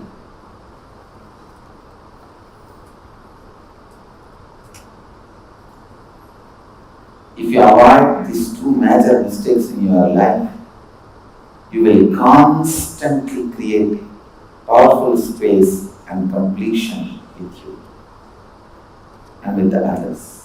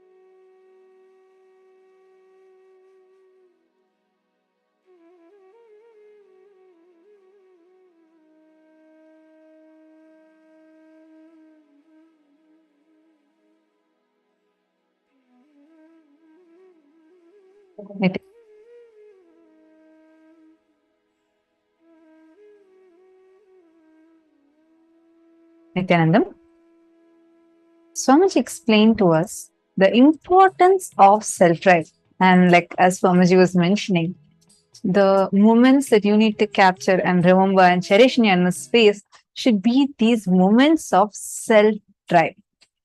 Self-drive.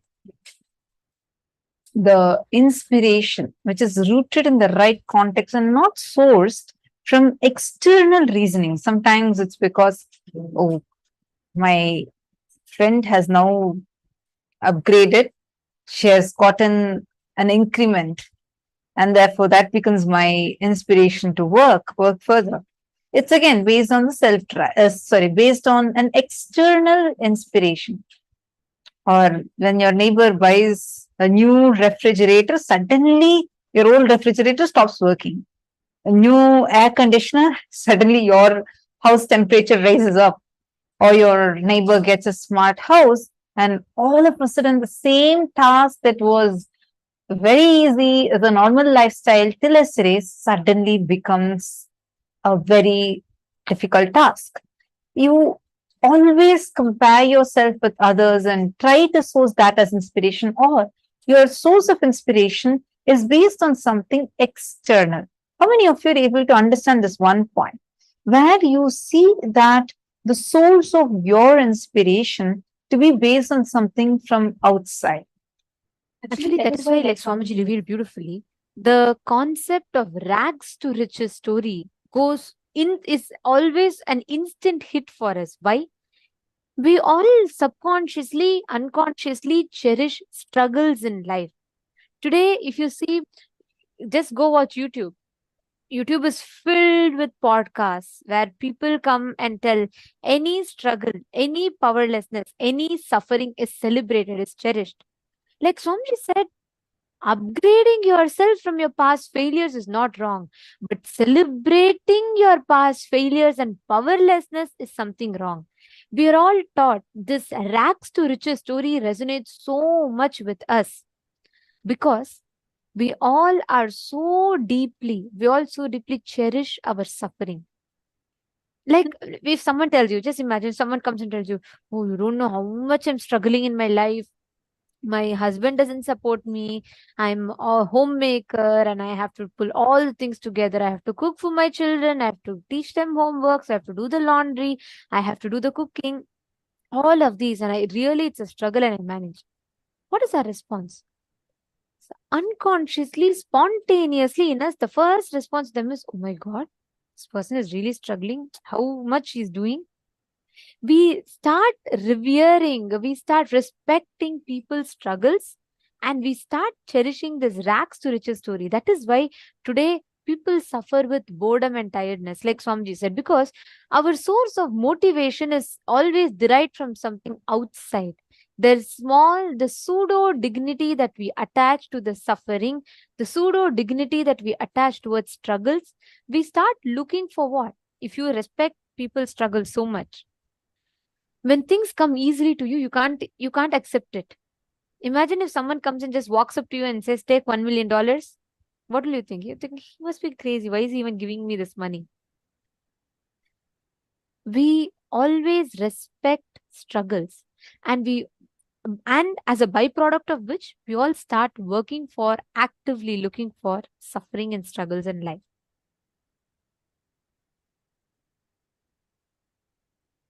What Swamiji tells as the lack of self-driving inspiration. As long as our source of motivation and inspiration is based on some external source, at some point you will fall into boredom and tiredness and you will start losing the inspiration.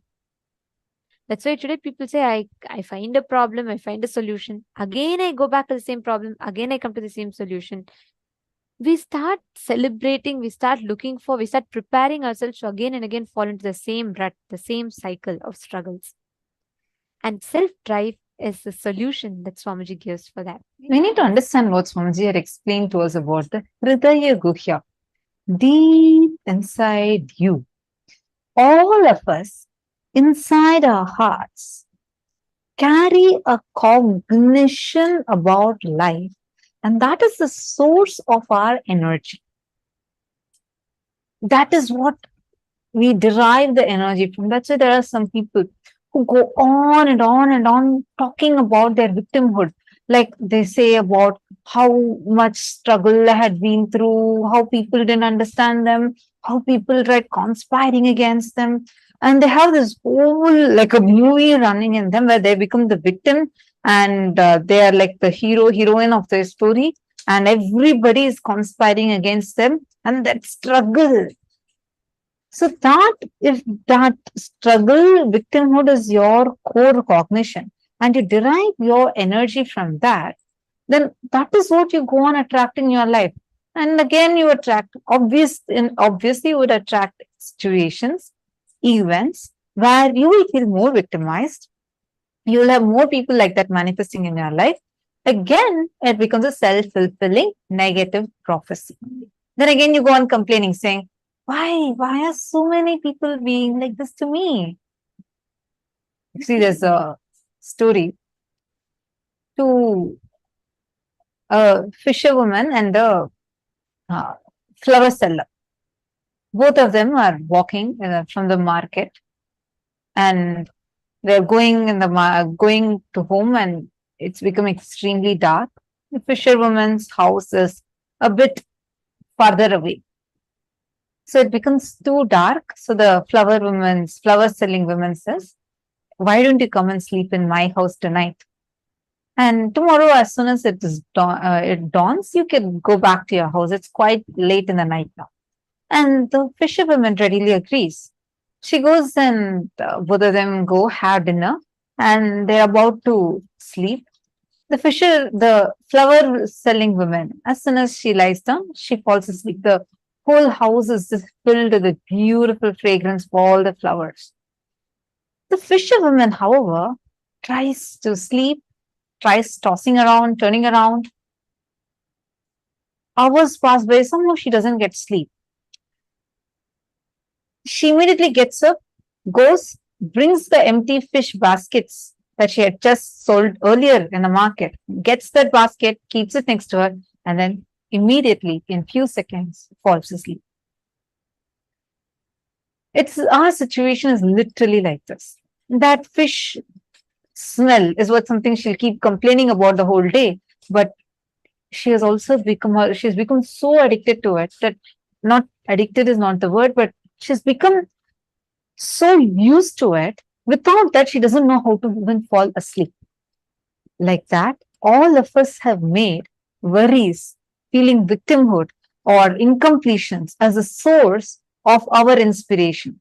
We go on complaining, oh my God, you don't know so much of struggle I have been through. I have been through this, I have been through that. And you derive your energy out of it. Suddenly, if nothing is there to worry, you feel like, God, I'm missing an anchor of my life itself. We start feeling very like as if something is missing. How many of you are understanding this?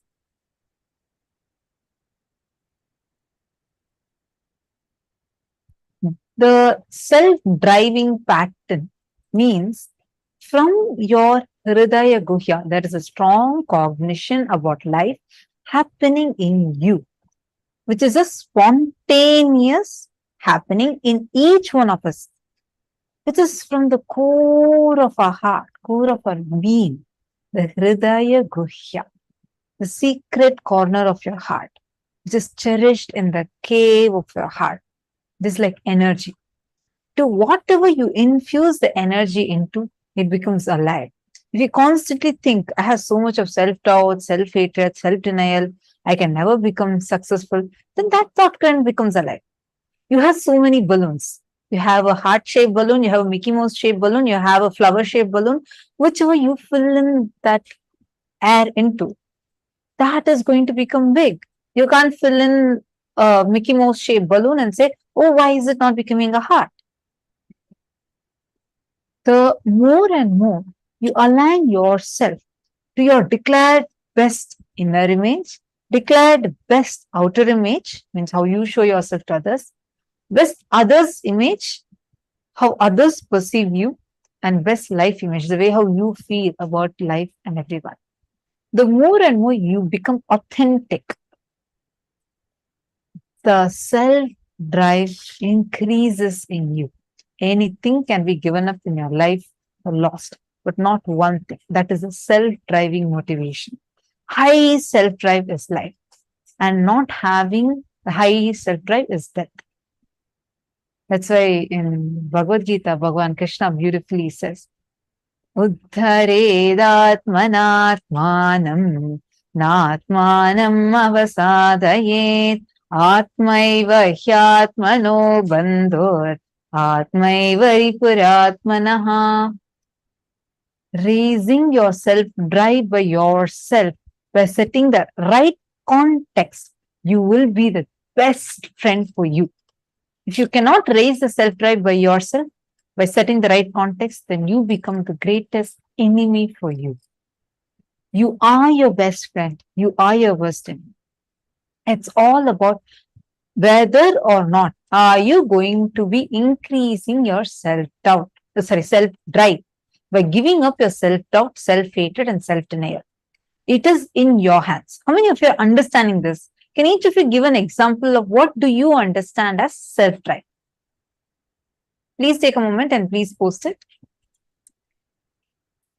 Actually, this one truth, if we understand it, right, if we apply it in our daily life, the way we see today, so many of us lack. We say, oh, I lack motivation. I need motivation. I want to really do something. I committed for Sarvagnya Pita, but I'm not able to manifest it. I somehow lack my inspiration. I start a job, but somehow I stop it midway. This one solution that Swamiji has given. Swalpamapyasya dharmasya trayate mahator bhayat. Just by following this principle, even little bit in your life, even the greatest struggles that we have will simply go. Just take a few minutes to pen down the ideas, patterns, concepts. Write down all that makes you feel you're away from your non-dual state, Paramashiva. And the patterns that started developing in you, how you started developing those patterns. Just take a few minutes, at least identify, so we all start understanding the self-driving inspiration that Swamiji revealed upon.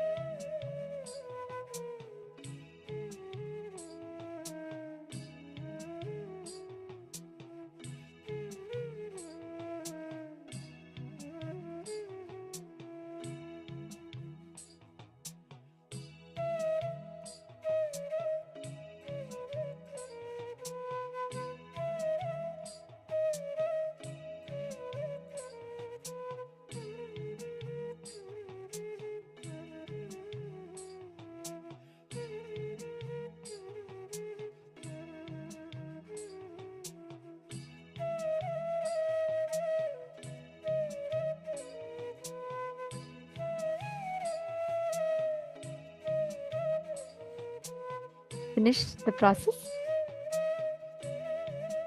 Now it is time for all of us to enter into the preparation for the darshan. Today, all of us are going to be receiving the darshan of Gangadhara Murti and Ganga Visarjana Murti forms of Paramashiva. And we'd like to request all the participants to please keep the dice ready for today's initiation. Today, as all of us are going to be receiving the initiation into super determinism. Neither free will nor life is predestined. Like Swamiji revealed, life is super determinism. And from morning till now, we've learned about will persistence. We've understood about what is will arrogance, what is will persistence. And Swamiji revealed to us the whole happening of Devi Ganga to planet Earth. Ganga, the embodiment of will persistence. This form of Paramashiva as Ganga Dharamurti and Ganga Visarjanamurti. Ganga Dharamurti is a form of Paramashiva from Kailasa, where he receives Devi Ganga on his head, inside his Jata Juta. And Ganga Visarjanamurti is a form of Paramashiva through which he releases Devi Ganga to planet Earth. To this day, Ganga is flowing from Paramashiva's own Jatas to the whole planet Earth. And like Swamiji revealed, Ganga is the largest worships offered deity every day.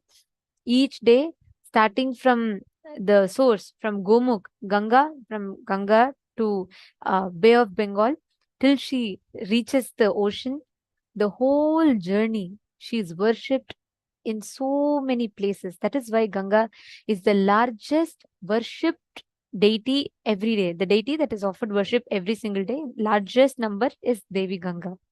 And today, all of us are going to be having the darshan of this form of Paramashiva, through which he gives Ganga to the whole world as Gangadhara Murti and Ganga Visarjana Murti. Now, let us all get ready to receive this very darshan. We will now be chanting the Dhyana Shloka. The Dhyana Shloka of today's form beautifully describes the happening of Devi Ganga, how she descended, how Paramashiva accepts her into his head, and how Paramashiva liberates her from his head to the planet Earth, how she sends her further. And the whole thing is described beautifully in the Shastra Pramana, which is what we are going to be chanting, the Dhyana Shloka for all of us. I request all of you to please sit straight.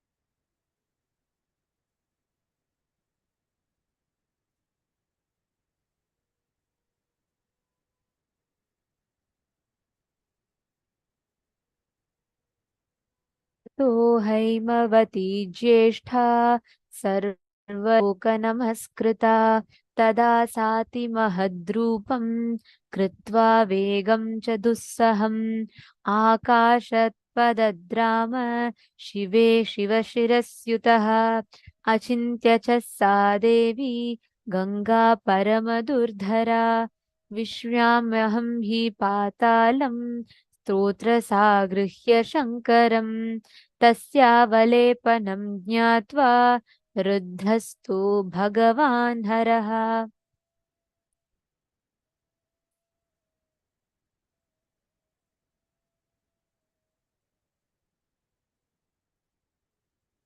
स्थिरो भावयितुं बुद्धिं चक्रे त्रिनयनस्तदा सा तस्मिन् पतिता पुण्या पुण्ये रुद्रस्य मूर्धनि हिमवत्प्रतिमे राम जटामण्डलगह्वरे सा कञ्चिन्मही गन्तुं नाशक्नोद्यनमास्थिता नैव सा निर्गमं लेभे जटामण्डलमन्ततः तत्रैवाबं ब्रह्मदेवी संवत्सरगणान् बहून्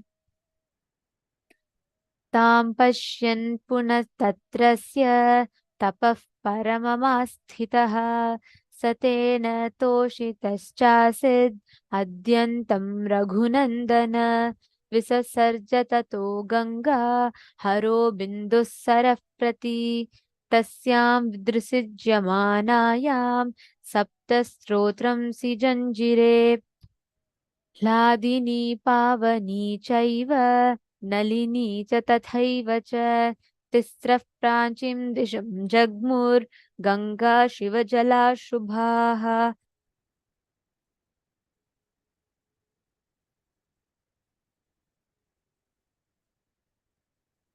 Shushchaiva Sita cha Sindhuschaiva Mahanadi Tisrastotva Jagmur Pratīchim Shubhodakaha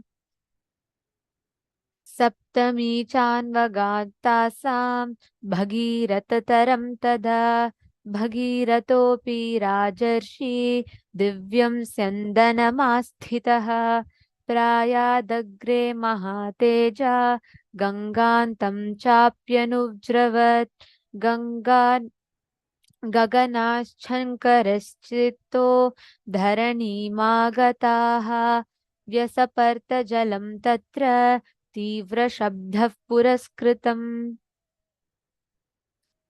The translation of this verse goes as afterwards, she who is revered by all the worlds and who is elder to the daughter of Himavanta, that Ganga, assuming an unendurable form and insupportable rapidity, plunged from the sky into the jatas of Paramashiva. She who is an extremely unendurable river, that goddess Ganga, even speculated to herself, saying, "Let me enter the netherworlds, having Paramashiva himself as my source." Paramashiva, the all-knower, to remove her ego and delusion, pent her up in the tufts of his Jatajuta, the matted locks. Time passed, and O Rama, she, that holy river, Ganga, swooped down into the cavernous curls of the Jatajuta of Paramashiva, and she became a detainee in them. Though she strove hard in one way or another to reach earth, that Ganga is rendered incapable, as she could not gain access for an outlet from any edge of the coils of the matted hairs of Paramashiva. Hence, she realizes and prays to Paramashiva. Goddess Ganga whirled round and round in the coils of tufts alone for many number of years. And when Ganga's liberation from those coils is intangible, Bhagirata again firmed up in a marvelous penance in the matter of her descent to earth. O Rama, the legatee of Raghu, with the aces of Bhagirata, Paramashiva is very much delighted, and thereupon he releases Ganga, aiming at the Bindu lake in Himalayas. While Paramashiva releases Ganga into Bindu lake, 7 streams have emerged out of it, and thus 3 auspicious Gangas with the holy waters have cruised eastwards, which are known as Hladini, Pavani, and Nalini. And thus Suchakshu, Sita, and the excellent river Sindhu are the 3 rivers which stream to the westward direction with their holy waters. Of them, the 7th, Ganga, flowed towards the path of Bhagirata's chariot. The great, resplendent kingly sage Bhagirata, sitting in a divine chariot, moved ahead, and even Ganga followed him. Thus, Ganga came from heavens onto Shankara's head, and from there onto the earth, and thereon earth her water advanced with a tumultuous sound. This happening of Ganga is what unfolds. This Leela is what is unfolded by Paramashiva as Ganga Dharamurti and Ganga Visarjanamurti forms of Paramashiva. Like Swamiji revealed to all of us today, all of us can embody, are all going to be initiated to embody this principle of will persistence through today's initiation and darshan.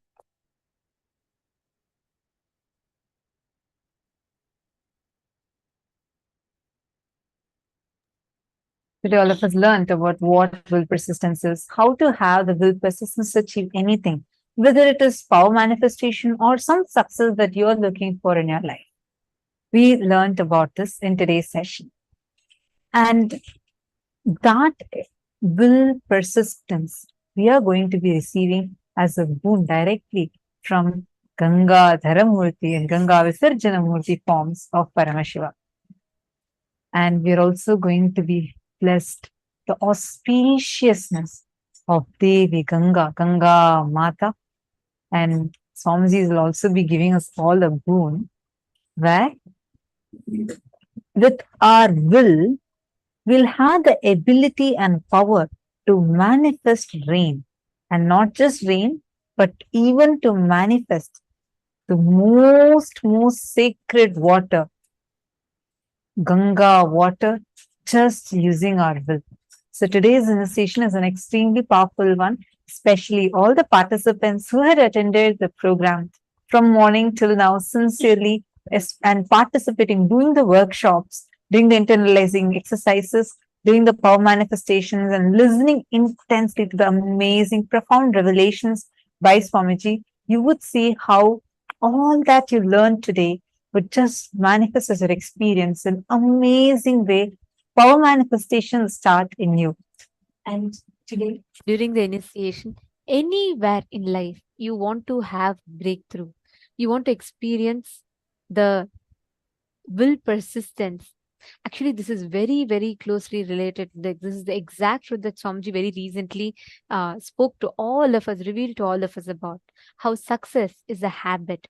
And that habit is formed by will persistence, not by will arrogance, not by beating up our will. And today, Swamiji so beautifully, step by step, took us through multiple satsangs and revelations. And now, finally, the time has come for all of us to receive the initiation. We are going to be also receiving the initiation with the dice, where Swamiji will be initiating us to consciously 3D print our reality, means through super determinism, and how the probabilities and the possibilities out of your super determinism, you will be able to print the reality as you want. we all learned about super determinism, right? Today, Swamiji is going to be awakening that, empowering your consciousness, giving you the subjective reality experience of yourself as Paramashiva, from which you can transform the subjective experience you have about life. Using that, you can impact your reality, which is super determinism, and manifest your life the way you want to manifest. Change anything. No more the probability or probabilities would decide for you. You are not going to be saying this or that, but you will create your possibility through the powers by manifesting exactly, precisely whatever you want. It's already time. Now let us all get ready to receive the darshan of Bhagavan, Ganga Dharamurti and Ganga Visarjana Murti forms of Paramashiva. We request all of you to please sit with your head, neck and spine in a straight line. Close your eyes. Breathe in and breathe out deeply and slowly. Start chanting the Mahavakya. Om Nithyananda Paramashivoham. Intensely chant the Mahavakya.